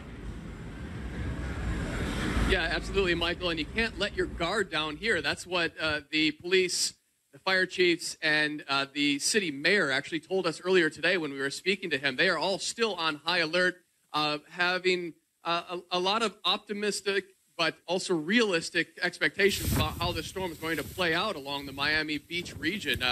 There are several threats that are ongoing right now, just naming a few. Tornadoes. We have flash flood watches in effect. We have storm surge warnings, 3 to 5 feet inundation expected with this storm approaching. And not to mention the mandatory curfew that is taking place right now. In fact, police personnel have told us at CNN that if they find anyone on the streets, they are subject to arrest. So you can see we're about 1 block away from the coast of the ocean. And there the lights just flickered, actually. And you can just see how desolate it is. Granted, it's 2:20 in the morning. But normally on any given Saturday morning, this area would be bustling with vehicles and pedestrians. You can see some of the buildings that have been completely boarded up. We have had rain bands come through periodically and bringing wind gusts well over tropical storm force. So as we were told by the fire and police chiefs, that once the winds are sustained over 40 miles per hour, they're going to remove their emergency personnel from the streets. And if you did not heed those evacuation warnings, you're ultimately on your own. And we've had over 100,000 people in Miami-Dade County alone without electricity already from Irma. And we have seen that here just overlooking the general skyline of Miami and Miami Beach. We have had transformers blow in the background. We have seen trees and some of the branches falling off of these palm trees and some of the various trees across the distance. So winds here definitely picking up, heavy rainfall, many threats to come. We know that the conditions are just going to deteriorate as the night progresses. We expect the worst of the weather come first light about 6:30 in the morning. Michael? Yeah, you're right. The worst is yet to come. I'm curious, when you look at the track of the storm, I mean, you're a meteorologist, when you look at it heading up just sort of west of places like Naples, and in particular, Tampa, which is vulnerable to this kind of storm, the storm surge risk for a place like Tampa in particular, which has so many houses on the water, close to the water, even the hospital could be under threat. What do you think when you look at the risk of storm surge with the eye if it just stays just to the west of Tampa? Well, I think that there's something important for our viewers who are watching perhaps from Tampa or from Naples, Michael, because remember, the Eyewall is still approaching the Florida Peninsula. So winds on the northern side of a hurricane are coming out of a northeasterly direction. So that's actually blowing water away from the coastline. So people might say, hey, you know, there are storm surge warnings here, but the ocean actually seems to be flattening or receding almost in a bit. But it's when that Eyewall actually passes or goes through that region where we see the change in the wind direction, then we see the push of the Gulf of Mexico waters right along the coastline. That's when we expect the worst storm surge to actually occur. So after the Eyewall passes Naples into Sarasota and into eventually Tampa, those areas are very, very low, very susceptible to seawater and storm surge. So we, again, are expecting 8 to 12 feet. That is the official forecast. Very concerning and probably going to catch a lot of people off guard. Yeah, I'll bet. Derek, thanks so much. Derek Van Dam, we'll check in with you a little bit later. And also a little bit later, we're going to check in on Tampa and see what's happening there. Meanwhile, keep it right here on CNN for the latest on Hurricane Irma. Fort Myers, Florida, just hours away from feeling the full force of this monster storm. We will take you there next. But, Dennis, there has been an Eyewall replacement cycle. What does that mean? Well, it's as if it's trying to reorganize. It's going to be gaining some strength. It's not really interacting with the coastal areas. Where you see this red shaded box, this is our tornado watch, because this is where we see the really strong dynamics for tornado activity. And indeed, over the last 12 hours or so, we see some really strong bands that move across. They have lots of lightning with them. There's lots of twist in the atmosphere. It's very moist and it's very unstable. So we could see one of these just kind of fire up very easily. All right. If you see, once again, Dennis, maybe you could zoom in on this. It may not depict it so well, but there is that slight jog to the north. What does that tell us? Well, it's just really hard to say because we know just how fickle Irma has been. I want to show you one other thing before my time is up here. This is a storm surge where you see the red. Let's zoom in, and all the way from the Florida Keys, and the highest point is about 12 feet above sea level. They could see a storm surge of 5 to 10 feet. They will be underwater. Marco Island, beautiful, lovely coastal area. All these inlets could be inundated with 10 to 15 feet of water. That is an estimate at this point, but it's a very good estimate. And then as we go up the coast towards Port Charlotte, this beautiful area as well, a lot of these inlets, Sanibel, Captiva, those are areas that could see 10, possibly 15 feet of storm surge. So very vulnerable coastline, possible landfall going into midnight tomorrow. A very different scenario, but in an hour, another update. Tom. Yeah, John, we continue to watch the storm center now making its way away from the coast of Cuba. We knew it would make its way here, and all week long, since actually last weekend, we were saying until the storm reaches Cuba and turns northward, we just do not know for sure where landfall will be. The computer models, we pushed into them and rely on them, and they have been fluctuating earlier this week to the east and now more of a push to the west. And we're going to continue to watch that because the steering currents mean everything, but this is such a monster storm, it really doesn't mean anybody's going to miss out on this. So we are watching the development. The pressure is dropping. Most likely we're going to see an increase in the winds because it takes a while for the winds to catch up to that pressure drop. In fact, 125 miles per hour, I wouldn't be surprised to see it up to 130. That'll kick it back up to Category 4 status, and we could even see it grow a little bit more. We've got a lot of land or water to work with. It's not just 90 miles. If you talk about the curvature over toward Fort Myers, that's about 125 miles. So it's got time, it's got fuel, and it still has its spin and intensity. We had a few models that wanted to drape it down into the higher terrain of Cuba. That would have tore the system down a little bit. But really, for the models to be even in central Cuba or staying off, it's been running pretty much mediocre right through these models. We have a tornado watch now for the entire southern half of Florida.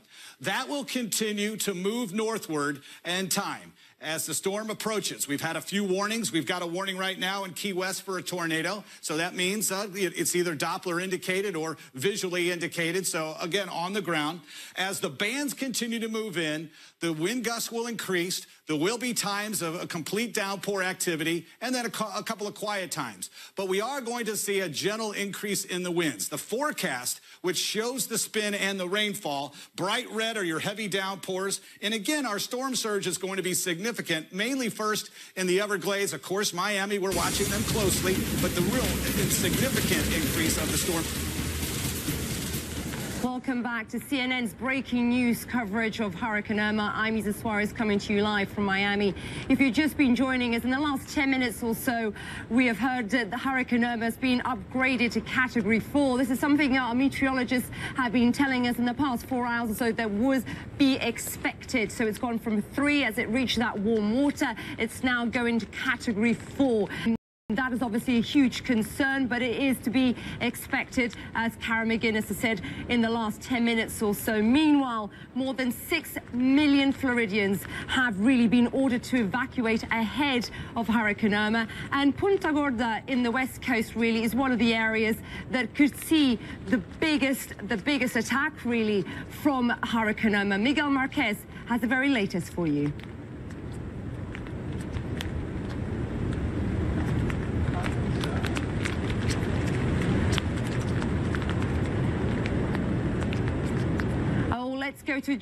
Let's go to John Reed. John, I'm not sure if you can hear me, if you're with me, but John Reed is the city's fire marshal. He's on the phone from Tampa, Florida. John, a very good morning to you. As you just heard me saying, we've got Hurricane now upgraded to Category 4.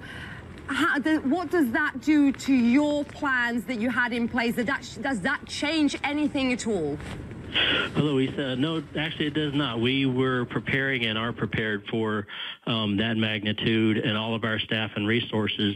Unfortunately, you don't want that type of event to hit your area, but it is that type of event that we do plan for, and that's exactly what it looks like is going to be coming to our area. When you look at the plans that you've had outlined, John, what is your biggest concern? I've been hearing so much in the last 2 hours about complacency and about the surge, water surge. What is the biggest worry? Are those two things still number one for you?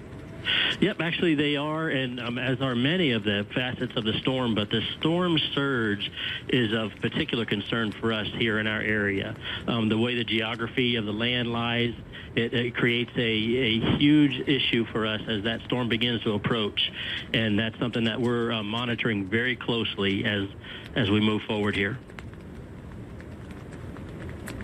And give our viewers a sense of what you have in place in terms of yourself and your team and your workers, employers, for the hours ahead. Well, we are fully staffed, not only in our Emergency Operations Center, but we've brought in all our resources that will, once the storm passes, begin that damage assessment and moving out into the area to clear those critical links and begin to restore the operations that are essential for us to provide those life safety measures. So we are completely geared up. The staff has prepared. They are very skilled.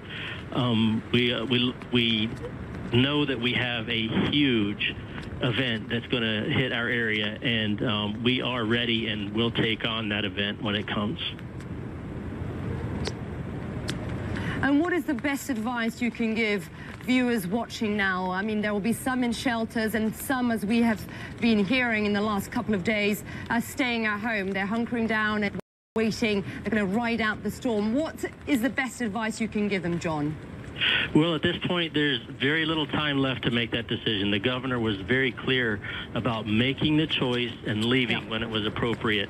Our shelters do have some availability left, and we encourage those residents that if they need to seek shelter, that they do so. The Red Cross is one of our very close partners, and we want to make sure that everybody has a safe haven to ride out the storm. So there is still time. The shelters are still open, and we encourage anyone that needs to take refuge that please do so. Don't hesitate.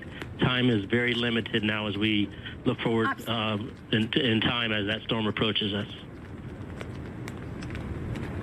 Absolutely. But in terms of practical advice for those people who are going to ride out the storm, what advice can you give them, John?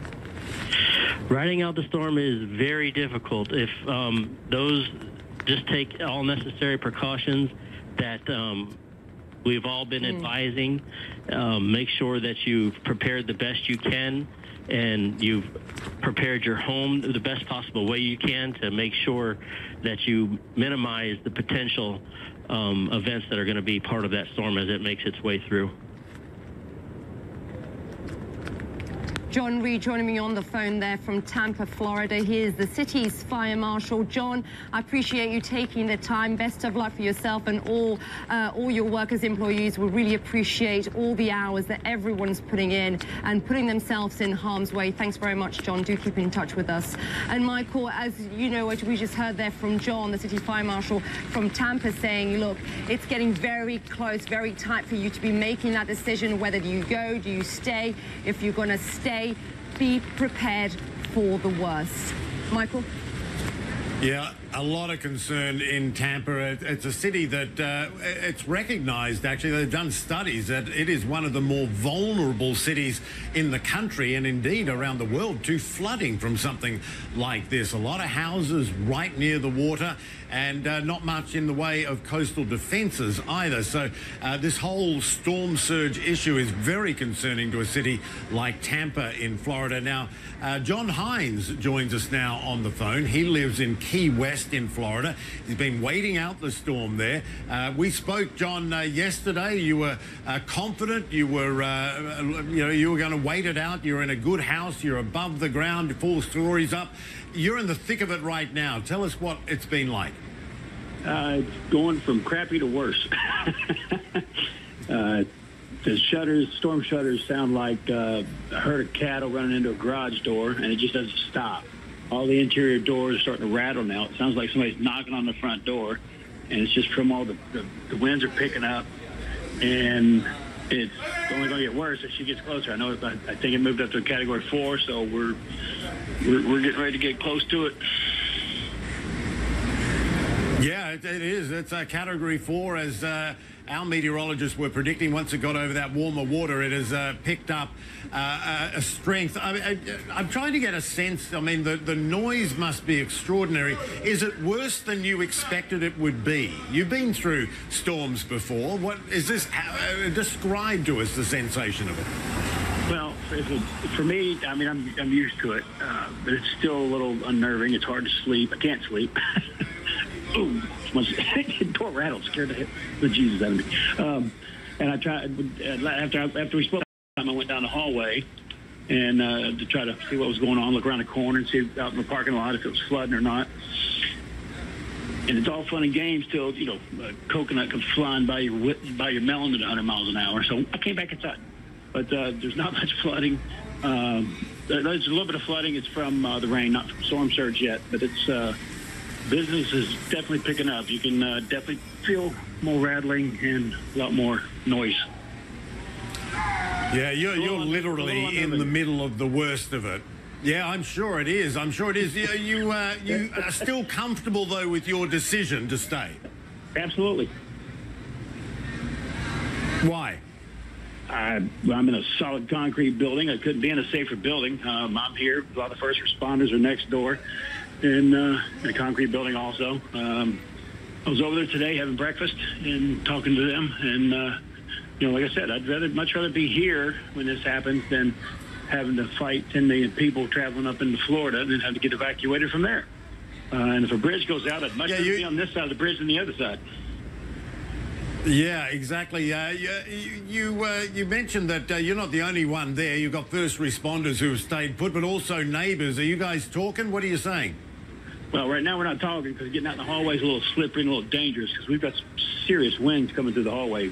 I saw a few of them a while ago when I went out, but you got to be really careful. I mean, in these hallways, the wind really seems to streamline. It gets really, really, strong like it's not already.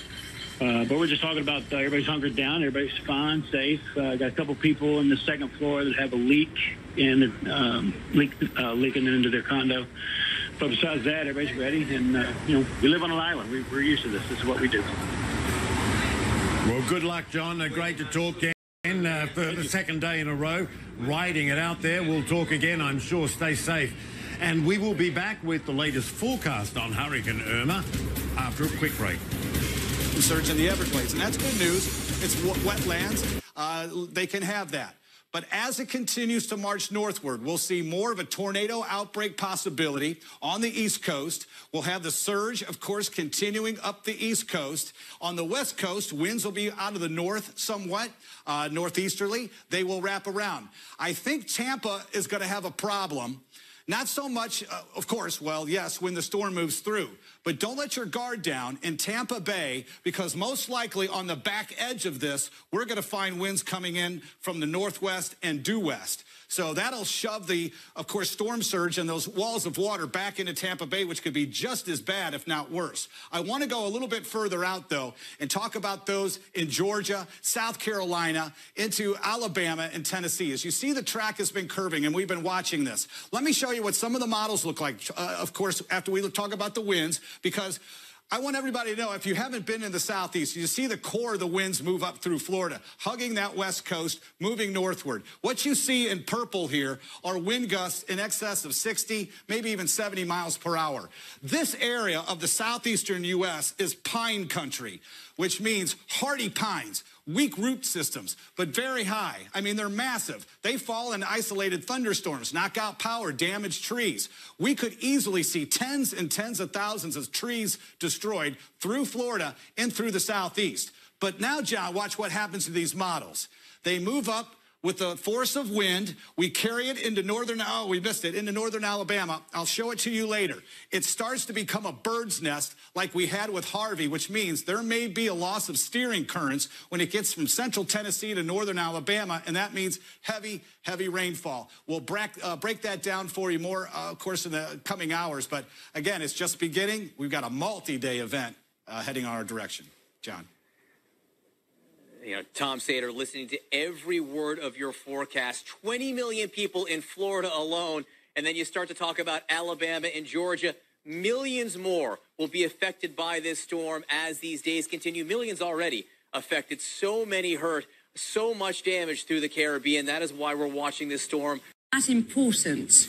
It is important because the impacts can be different, and it doesn't take much of a shift for you to see a storm surge of maybe 5 feet as opposed to 10 feet. But I wanted to show you this. This is kind of an interesting as far as the model runs go. At the National Hurricane Center at 5 p.m., you plotted out all the coordinates, and this is what it was doing. And it was going to make its way up towards Sarasota. But then the next run from the National Hurricane Center plotted out the coordinates that we anticipate that it will take. And there we shift it just a little bit to the west. But it doesn't really make landfall. Let's move this a little bit further to the north. It doesn't really make landfall until you get up towards the Tampa-St. Pete area. Is that possible? Certainly looks like it. This has been one of the most fickle hurricanes. We can have all of the really good computer models in the world, and they will tell us something different because the environment has changed, just how it interacts with land has changed, how the sea surface temperatures may change. There are all kinds of different variables that to forecast out beyond just a couple of days is very difficult. All right, want to show you another couple of things. This is looking at the forecast Florida radar. Keys with hurricane force right gusts, now, and it is likely to strengthen further in the coming hours as it draws closer to the U.S. mainland. Irma shifted slightly west on Saturday, not necessarily a good thing either. That sent many people on Florida's Gulf Coast to emergency shelters. And we just received this video a short time ago. We're going to be looking at images from Miami, flooded streets in the downtown area around the city's metro rail. At last check, there are now more than 288,000 customers without power in the state of Florida. There is concern that that could run into the millions eventually. Let's get an update now on the storm's strength and its position. Meteorologist Karen McGuinness joining us from Atlanta. With that, I know there's been a lot for you to talk about, Karen. Brings us up to date. Yes, and you just said what I was going to mention is 288,000. And it hasn't even made landfall in the United States. It's still 70 miles away to the southeast of Key West, Florida. And just to mention that, Key West, they just reported a wind gust of 83 miles per hour. They're 70 miles away from the center of the hurricane. Grassy Key, a 74-mile-an-hour gust. In Miami just reported a 68-mile-an-hour wind gust. So as we go Sunday, right now, we're looking at some moderate to widespread power outages, and then we go through Sunday afternoon. Now, we still may not have landfall by Sunday afternoon. We may or may not. We'll get to that in just a second. And then it looks like the power outages primarily from that corridor from Orlando, Florida to Gainesville, towards Jacksonville, Florida, then up the coast towards Savannah, Georgia. So that's the scenario as it plays out now. But take a look at this. This has looked so impressive on the satellite imagery over the last few hours because this Eyewall looks like it's really becoming much more concentric. When that happens, we know that it is strengthening. And you can see some of the orange and yellow bands around, I would say about 2/3 of the Eyewall. We're seeing some of the stronger winds associated with that. And it's still 70 miles from Key West. So what are we anticipating now? Category 4. So it did increase in speed. From this latest information from the National Hurricane Center compared to its last advisory at 10 p.m., it increased in intensity 10 miles an hour. Ordinarily, I would say it's just a number. You should worry about the wind. You should worry about the storm surge. But this tells us it's really getting a lot stronger. And there is this tornado watch for South Florida, Brevard County, Palm Beach County, Dade County, extending over towards Collier. We're looking at the potential for tornadic activity. We've seen numerous reports of tornado warnings that have been issued. But look at some of the stronger bands right around Fort Pierce, along that I-95 corridor towards West Palm. We have seen some wind gusts that really are up near hurricane force, so they're strong tropical storm wind gusts. So what about that storm surge? Look at this, even on the eastern side. So if you were second guessing yourself, why did I leave the East Coast if it's affecting the West Coast? Because you have this onshore flow. Could expect the storm surge 6 to 8 feet, 10 to 12 feet. Some of these areas on the West Coast, we're looking at 10 to 15 feet, maybe 10, as much as 20 inches of rainfall is possible. When is landfall? Could be tomorrow night about midnight. Where? Maybe Sarasota, maybe Tampa, maybe Fort Myers. Our computer models are diverging on that right now. Michael, Isa? Yeah, it's going to be interesting, isn't it? And 15 feet, I mean, it's hard to get your head around what that's going to do. Karen, thank you. We'll check in with you a little later. Karen McGuinness there. Now, I want to go to Ed Lavandera. He's back with us from Naples in Southwest Florida. You know, I was talking last hour, it might have been the hour before, with the mayor there, and the big fear there in Naples and also Tampa, for that matter, is the storm surge.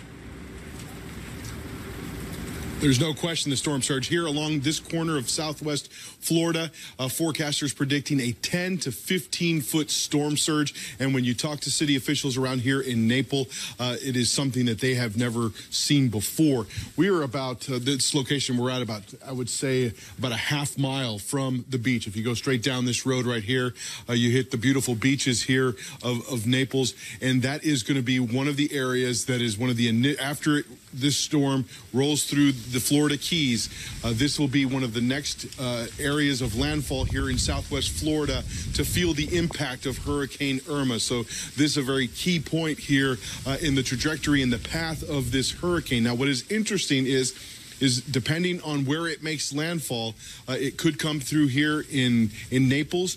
But if it does stay just offshore, that will put Naples on the eastern edge, the right edge of that hurricane Eyewall, and that traditionally is some of the strongest and the fiercest winds in hurricanes. So the significance of that is crucial here for Naples, and as you move up the coast here, Fort Myers, Sarasota, all the way up into Tampa. So that's why these communities along this western coast of the Gulf Coast are watching this trajectory very closely. There's a little island about a 30-minute drive south of where we are called Marco Island. Very popular tourist destination. Only has about 16,000 people that leave the island full time. For the most part is evacuated. Late tonight, we caught up with the police chief. He was about to make his final round of the island there before he told his officers to shelter and get ready for the arrival of this storm. And I asked him if for anyone who's still on that island, who's getting cold feet, who wants to leave, I asked him, is it too late? And this is what he had to say. It's too late. It's called, what we say, it's right now we're at shelter in place. What you would do, what we ask people to do if they're in a home, is to vertical evacuation. That means if they have a second story, they go to a family home or a one-story home. We ask that they get to a neighbor's house that has a second story where they can get higher above the water line. A police chief also told us he's worried about what's coming, but that they're as prepared as best they can. They have 80 first responders, police and firefighters that will be staying on that island through the duration of the storm, ready to respond to any calls that come in after the storm passes if anyone needs rescuing or emergency help in those crucial hours after the storm passes. Michael? Yeah, Ed, and you're going to be right in the thick of it a few hours from now. Appreciate your reporting. Thanks, Ed Lavandera there in Naples, Florida. And we are now getting a better idea of the devastation after Hurricane Irma roared through Cuba.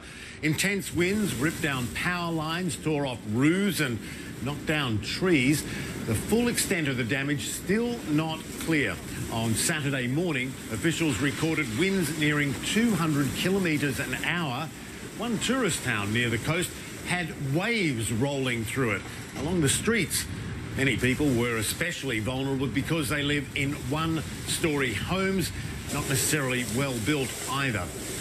Coming up here on the program, heavy rains and powerful winds lashing the Florida coast as Hurricane Irma draws ever closer. We'll have the latest from Miami when we come back.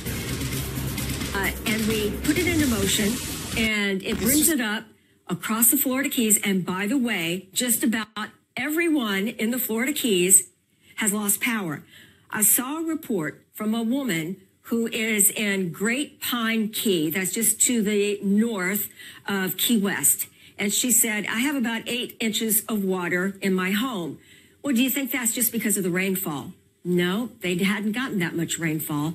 There was water that was creeping up. That is the storm surge. When you see it kind of in real time like that, it's almost mind-boggling to think this isn't because of rain. It isn't because of rain. It's because the wall of water gets kind of pushed up because it is just such a tremendous system. There we go, right around Tampa, and you can see all these deeper red shaded areas. Well, those are some of the stronger bands that move along that upper right quadrant. That's where it's typical in a storm like this to expect and to see hurricanes. I want to point out one other thing. We were looking at this in the CNN Weather Department. There was just a very noticeable jog kind of to the north, just a little bit. That could be just like a little blip.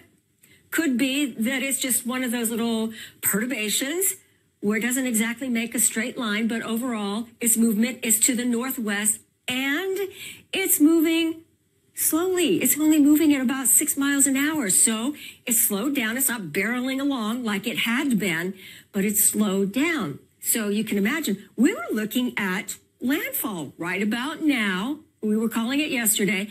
Now it's been moved another 24 hours.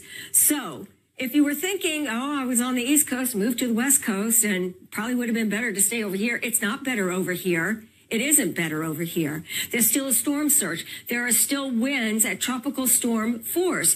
In the Keys, we had our first report of a hurricane force wind gust there. And the storm, the hurricane Irma, is still 80 miles away. Now, in just about 30 minutes, we'll get another update from the National Hurricane Center. 26 million people under a hurricane warning. This is a storm surge. This is the problem. This is the illustration I was giving you about the woman who is on Big Pine Key. Purple shaded area, pink shaded area, 10 to 15 feet from the Everglades, Marco Island, to Naples, to Fort Myers, 6 to 10 feet, Tampa 5 to 8. All of that's going to change. If Harvey just stays a little bit further to the west in the warm waters, Irma, if it stays just a little bit further to the west, we're going to see that storm surge become even bigger. And there's a tropical storm watch now that includes Atlanta, Georgia. And some of the schools are saying, we're not going to open on Monday. It's a wait and see situation. Back to you guys. And welcome to back to our continuing coverage of Hurricane Irma as it heads towards the mainland USA. Let's bring in our meteorologist, Eric Van Dam. He's standing by in Miami Beach. I guess people in Miami would have been a little relieved when it moved further west, but this is such a massive storm, nobody's going to miss out on it, are they? No, absolutely not. Michael, the stretch of tropical storm force winds extends 400 miles. That's from one side of the storm to the other side of the storm. That's unbelievable. I mean, much wider than the entire width of the peninsula of Florida. So nowhere will be spared from tropical storm force winds. Hurricane force winds, on the other hand, well, maybe we could breathe a little sigh of relief for some communities on the extreme eastern side of southern Florida. Nonetheless, I'm in Miami Beach right now, and we're about a block away from the water in a safe, elevated position. We're still expecting storm surge here, 3 to 5 feet. In fact, when we talk about the threats to this immediate location, it's quite unbelievable to actually imagine what's going on here. This is as real as it gets. Tornadoes, flash flooding, storm surge warning, mandatory evacuations, and a mandatory curfew as well. In fact, the police here have warned us that anyone on the streets susceptible to getting arrested if they're actually out walking about because of the dangers that are posed by this massive hurricane that is approaching the southern portions of Florida. We've seen a lot of social media tweets from official accounts from the National Weather Service as we go into the Florida Keys. Storm surge inundation has already begun for some of those locations, Key Largo into Key West. the seas will continue to rise as the strongest part of the storm approaches that region. And winds, they're easily gusting over hurricane force, so we'll start to see some of the destruction there as well. Talking to the fire chiefs and the city mayor of Miami Beach, they are on high alert. Yes, they have some optimistic kind of tones to their voices. Now that because of the housing that's close to the water, there's not a lot of coastal defenses there. What do you make of the risk there?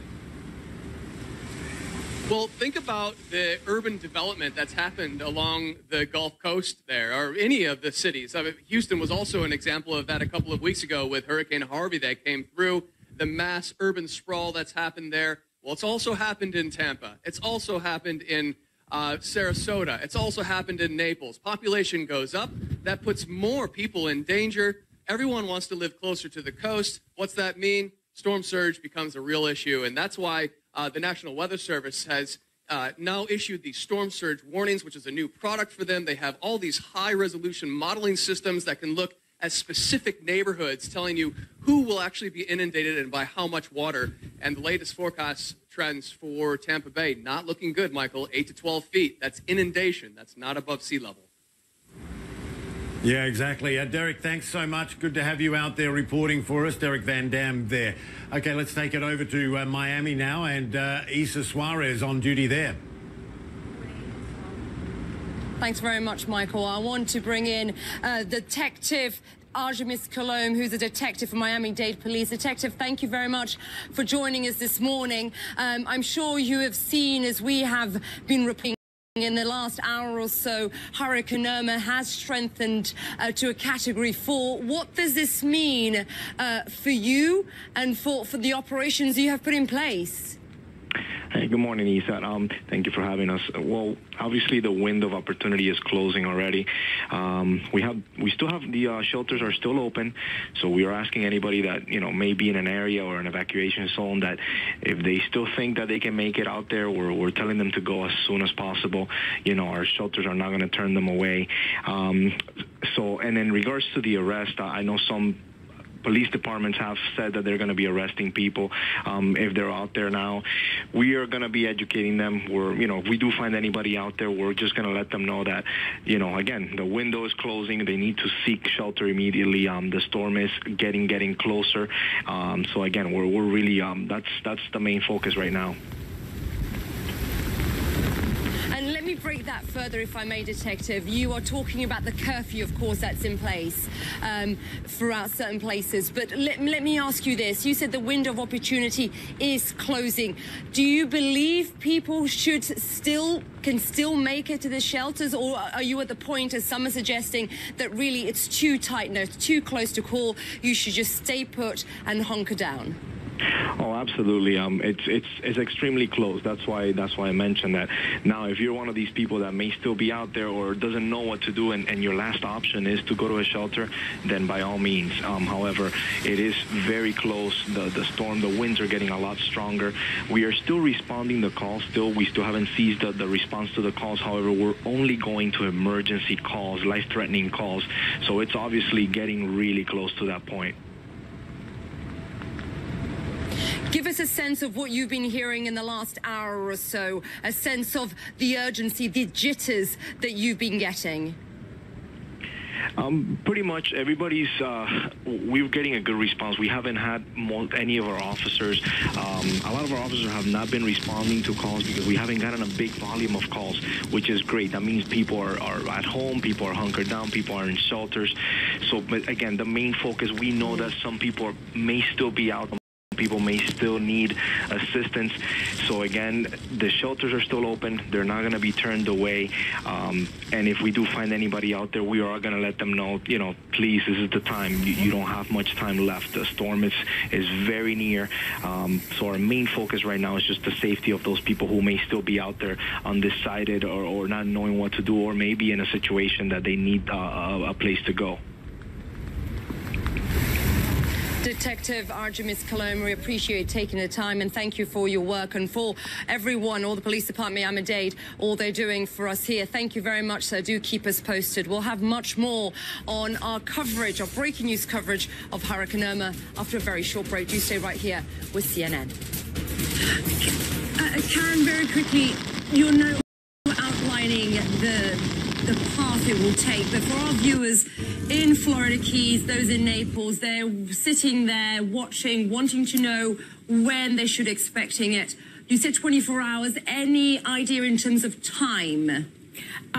Because it has slowed down in its forward progression, it's moving northwest at 6 miles an hour. It's not moving northwest at 16 miles an hour. But yesterday I said, oh, it'll be about midnight on Saturday going into Sunday. Now we're saying Sunday late night. But there are comparisons that are being made to Hurricane Donna back in 1960. Why do we mention that? Because Irma has taken a similar path right across the Lesser Antilles, Turks and Caicos, the Leeward Islands, bounced along the north coast of Cuba, then made a turn towards the north, moved across the Keys, and then went in right around Fort Myers. Is that possible? Certainly is possible, but right now, it's very hard to say. All of those huge, beautiful cities along the west coast of Florida are very vulnerable, and any one spot could be the landfall location. Right now, it appears as if it could be the Sarasota area. Very warm water temperatures here, but it's that storm surge. The storm surge, he says, that's going to be huge. These are low-lying areas, and it's going to inundate homes and buildings and businesses. It's a terrible situation. Karen McGinnis, thank you very much for that. Yeah, John, we continue to watch the storm center now making its way away from the coast of Cuba. We knew it would make its way here, and all week long, since actually last weekend, we were saying until the storm reaches Cuba and turns northward, we just do not know for sure where landfall will be. The computer models, we pushed into them and rely on them, and they have been fluctuating earlier this week to the east and now more of a push to the west. And we're going to continue to watch that because the steering currents mean everything, but this is such a monster storm, it really doesn't mean anybody's going to miss out on this. So we are watching the development. The pressure is dropping. Most likely we're going to see an increase in the winds because it takes a while for the winds to catch up to that pressure drop. In fact, 125 miles per hour, I wouldn't be surprised to see it up to 130. That'll kick it back up to Category 4 status, and we could even see it grow a little bit more. We've got a lot of land, our water to work with. It's not just 90 miles. If you talk about the curvature over toward Fort Myers, that's about 125 miles. So it's got time, it's got fuel, and it still has its spin and intensity. We had a few models that wanted to drape it down into the higher terrain of Cuba. That would have tore the system down a little bit. But really, for the models to be even in central Cuba or staying off, it's been running pretty much mediocre right through these models. We have a tornado watch now for the entire southern half of Florida. That will continue to move northward in time. As the storm approaches, we've had a few warnings. We've got a warning right now in Key West for a tornado. So that means it's either Doppler indicated or visually indicated. So again, on the ground, as the bands continue to move in, the wind gusts will increase. There will be times of a complete downpour activity and then a couple of quiet times. But we are going to see a gentle increase in the winds. The forecast, which shows the spin and the rainfall, bright red are your heavy downpours. And again, our storm surge is going to be significant, mainly first in the Everglades. Of course, Miami, we're watching them closely, but the real significant increase of the storm surge in the Everglades. And that's good news. It's wetlands. They can have that. But as it continues to march northward, we'll see more of a tornado outbreak possibility. Thanks for staying with us for our continuing coverage of Hurricane Irma. I'm Isa Suarez in Miami. As you can see, this is pretty much a ghost town. But the wind, we're already starting to feel the wind, and as well as and all you can hear really is this wind blowing quite ferociously here. And it is outstanding to think that really Hurricane Irma hasn't even got any to where we are. Michael? Yeah, I can say here in Orlando, Isa, it's actually remarkably calm. There's a little bit of wind blowing around. It comes in gusts, but it's not strong at all. And light rain. 24 hours from now, it'll be a very different story. Do stay with us for our continuing coverage of Hurricane Irma. We'll be right back. On the East Coast, we'll have the surge, of course, continuing up the East Coast. On the West Coast, winds will be out of the north somewhat, northeasterly. They will wrap around. I think Tampa is going to have a problem. Not so much, of course, well, yes, when the storm moves through. But don't let your guard down in Tampa Bay, because most likely on the back edge of this, we're going to find winds coming in from the northwest and due west. So that'll shove the, of course, storm surge and those walls of water back into Tampa Bay, which could be just as bad, if not worse. I want to go a little bit further out, though, and talk about those in Georgia, South Carolina, into Alabama and Tennessee. As you see, the track has been curving, and we've been watching this. Let me show you what some of the models look like, of course, after we talk about the winds, because I want everybody to know, if you haven't been in the Southeast, you see the core of the winds move up through Florida, hugging that west coast, moving northward. What you see in purple here are wind gusts in excess of 60, maybe even 70 miles per hour. This area of the southeastern U.S. is pine country, which means hardy pines, weak root systems, but very high. I mean, they're massive. They fall in isolated thunderstorms, knock out power, damage trees. We could easily see tens and tens of thousands of trees destroyed through Florida and through the Southeast. But now, John, watch what happens to these models. They move up with the force of wind. We carry it into into northern Alabama. I'll show it to you later. It starts to become a bird's nest like we had with Harvey, which means there may be a loss of steering currents when it gets from central Tennessee to northern Alabama, and that means heavy, heavy rainfall. We'll break that down for you more, of course, in the coming hours. But again, it's just beginning. We've got a multi-day event heading our direction. John. You know, Tom Sater, listening to every word of your forecast. 20 million people in Florida alone. And then you start to talk about Alabama and Georgia. Millions more will be affected by this storm as these days continue. Millions already affected. So many hurt. So much damage through the Caribbean. That is why we're watching this storm so closely. Tom. Yeah, John. Yes, and you just said what I was going to mention is 288,000, and it hasn't even made landfall in the United States. It's still 70 miles away to the southeast of Key West, Florida. Just to mention that, Key West, they just reported a wind gust of 83 miles per hour. They're 70 miles away from the center of the hurricane, Grassy Key, a 74-mile-an-hour gust. In Miami just reported a 68-mile-an-hour wind gust. So as we go Sunday, right now, we're looking at some moderate to widespread power outages. And then we go through Sunday afternoon. Now, we still may not have landfall by Sunday afternoon. We may or may not. We'll get to that in just a second. And then it looks like the power outages primarily from that corridor from Orlando, Florida to Gainesville, towards Jacksonville, Florida, then up the coast towards Savannah, Georgia. So that's the scenario as it plays out now. But take a look at this. This has looked so impressive on the satellite imagery over the last few hours because this eyewall looks like it's really becoming much more concentric. When that happens, we know that it is strengthening. And you can see some of the orange and yellow bands around, I would say about 2/3 of breaking news. And welcome to our continuing coverage of Hurricane Irma. I'm Michael Holmes in Orlando, Florida. And I'm Isa Suarez in Miami.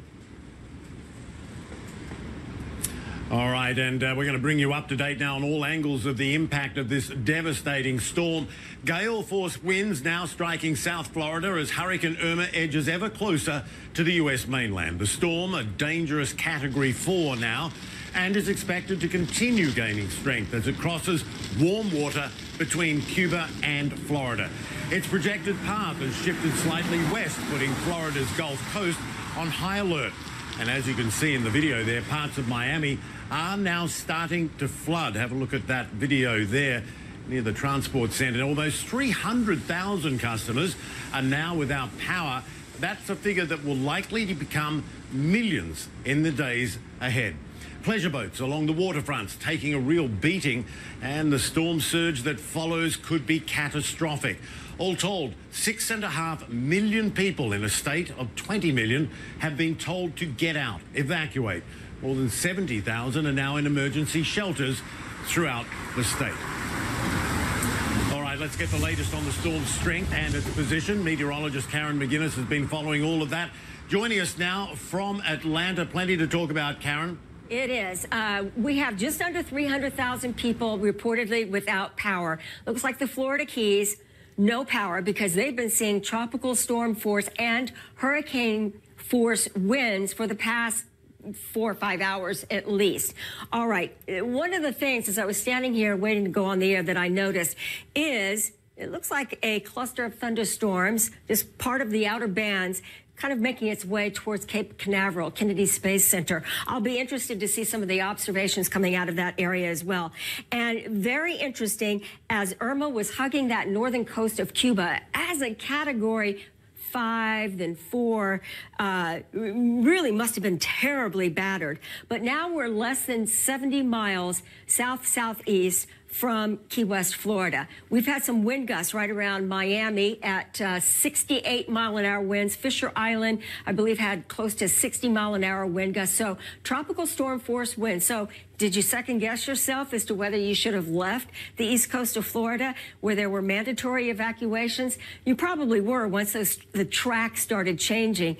And it's still very frustrating to look at what's happening over the next 24 hours. So here it is. The eye is becoming very, it's warbling a little bit. It's one of those little perturbations. You've probably heard me. That's kind of my key word. When it doesn't follow that exact track, when it just makes a beeline for something, it just kind of wiggles a little bit because it's slowed down a lot too. So it's got a lot of thinking going on as it kind of navigates very warm waters here off the coast of Florida.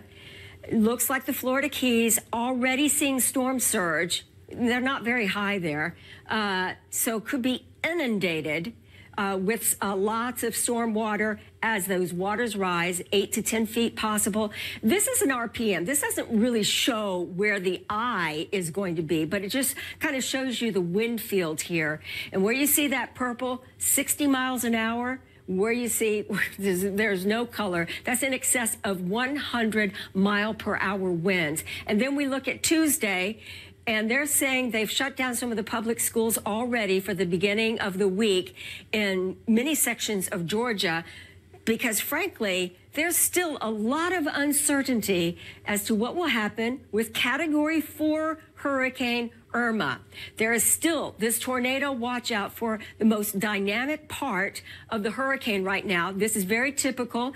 And there's almost this east-west component where some of these stronger bands are coming on shore. But what we were looking at earlier, and I'm going to zoom in on this, there you can see already in Key West, we've seen winds in excess of hurricane force, 83 miles per hour reported at Key West. Still a little less than 70 miles away, and already hurricane force winds. Already starting to see the storm surge. And you've probably got another 6 or 8 hours before it even gets to Key West. So if you're already feeling the effects that strongly there, just think what happens when the eye, as a Category 4, maybe a Category 5 by the time it makes its way there, if you can only imagine how that impact is going to be. But from Melbourne to Fort Pierce, all the way down to Fort Lauderdale, tropical storm force winds, power outages reported here. Tampa, Sarasota. Sarasota, you're looking at more than likely, the computer models are saying, maybe landfall in Sarasota, but not until tomorrow night. Isa? Karen, it's just incredible just to think that, you know, what we are feeling is nothing yet of what is to come. It hasn't even arrived here. This is just the beginning, isn't it? And already what we can see here, what I can hear is just howling winds. The rain has been so, I mean, it's so unpredictable in many ways. It's just been quite intense when it comes to the rain. But if you look around me where we are, this is a ghost town. I've seen police up and down this main road here. making sure that people are abiding by the curfew that has been set in place from 8 p.m. to 7 a.m. And the reason they're doing this, well, it's for your safety, really. You shouldn't be out. It's very dangerous. Yes, it's shifted somewhat, as Karen was saying. Nevertheless, it is very dangerous because of the debris and because of the storm surge. Hence why police are taking those measures and telling people to stick and bide by their calls. Let's go now to Ed Lavandera. He is in Naples, Florida. That's one of the areas that Karen McGuinness was pointing out there that's going to see a huge storm surge up to as much as 15 feet. And I suspect, Ed, that is one of the biggest concerns for authorities there. Yeah, no question. Obviously, the intensity of the winds is also a big concern, and what kind of structural damage that might cause here.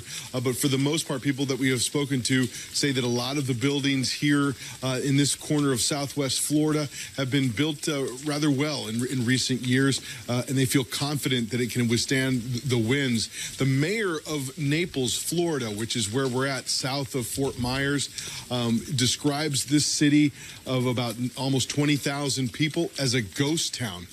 Many people started evacuating days ago, even before it was clear that Hurricane Irma was going to make more of a direct impact on the western Gulf Coast of Florida. And so many people packed up and headed out of town. We really saw the effects of that here throughout the day after we arrived this morning. There were empty streets, businesses closed down. Clearly, everyone had, or most everyone appears to have left this area. The mayor says that they are ready for the storm. We spoke with a police chief down in a little island called Marco Island, south of where we are, which will be one of the first areas that really starts feeling the intense impacts of this hurricane after the hurricane passes through Key West. That Marco Island, the police chief there says he's worried about the storm that's coming, but that they're prepared. They've done everything they can to get their force ready to deal with whatever might come. So a great deal of anxiety here looming here in these overnight hours as this region prepares for the arrival of this storm. Isa? And as we heard from the governor of Florida, he was basically saying there's more than 300 or so 365 shelters along that route. How have those, I know you said that some of those shelters were already in place, but did you see an increase in shelters as we saw the hurricane shift somewhat? Well, we were told that some 27 shelters or almost 30 shelters opened up here in Collier County, which is the area that we're in. The last update we had earlier this evening was that there were 3 of them that still had availability in them, and that it had the potential of filling up. I still think we have some time in the early morning as we come here to sunrise, sometime between now and noon here on the East Coast of the United States, that you might have some last-minute people making adjustments to what they see and the news of the storm that they wake up to. So I think you might have a little bit of a window of opportunity to make some adjustments, not evacuating the area. There's the police chief we talked to said it is too late to evacuate this area. You have to figure out how to protect yourself while you're here in this area now. But I think in the morning hours you might have some last minute opportunities to adjust any kind of security plans that you might have. Ed Lavandera, thanks very much. We'll touch base with you in an hour or so, and do keep safe. I want to bring a guest from Key West, actually, on the phone. He's a resident in Key West. His name is Jason Jonas, and he joins me on the line. And Jason, we've been talking, a very good morning to you, first of all. We've been talking about how many people, really, the amount of people, I should say, who have lost power in that area. Do you have power, or what's the situation like? Well, good morning. Unfortunately, we do not have power right now. We lost that about 11 o'clock. Conditions on the ground right now, it is, as you can imagine, pretty windy, pretty rainy. We have about, I don't know, standing water up to the sidewalk right about now. And looks like it's going to be deteriorating over the next couple hours. And I'm guessing from what you're saying, you're at home, you're staying put. Well, actually, I'm at a brand new townhome in Old Town in the heart of downtown. It's pretty much built like a bunker, concrete, steel, rated 225 mile per hour winds. This is pretty much one of the safest spots on the island, and that's pretty much the only reason why I ever considered staying here, because I knew that I had a pretty good chance of, making through this thing. But as you've been hearing, no doubt, the Hurricane Irma has now intensified and strengthened to Category 4. And as you know as well, it shifted west, northwest in the last 10, 15 hours or so. Do you still believe, Jason, that you've made the right call here?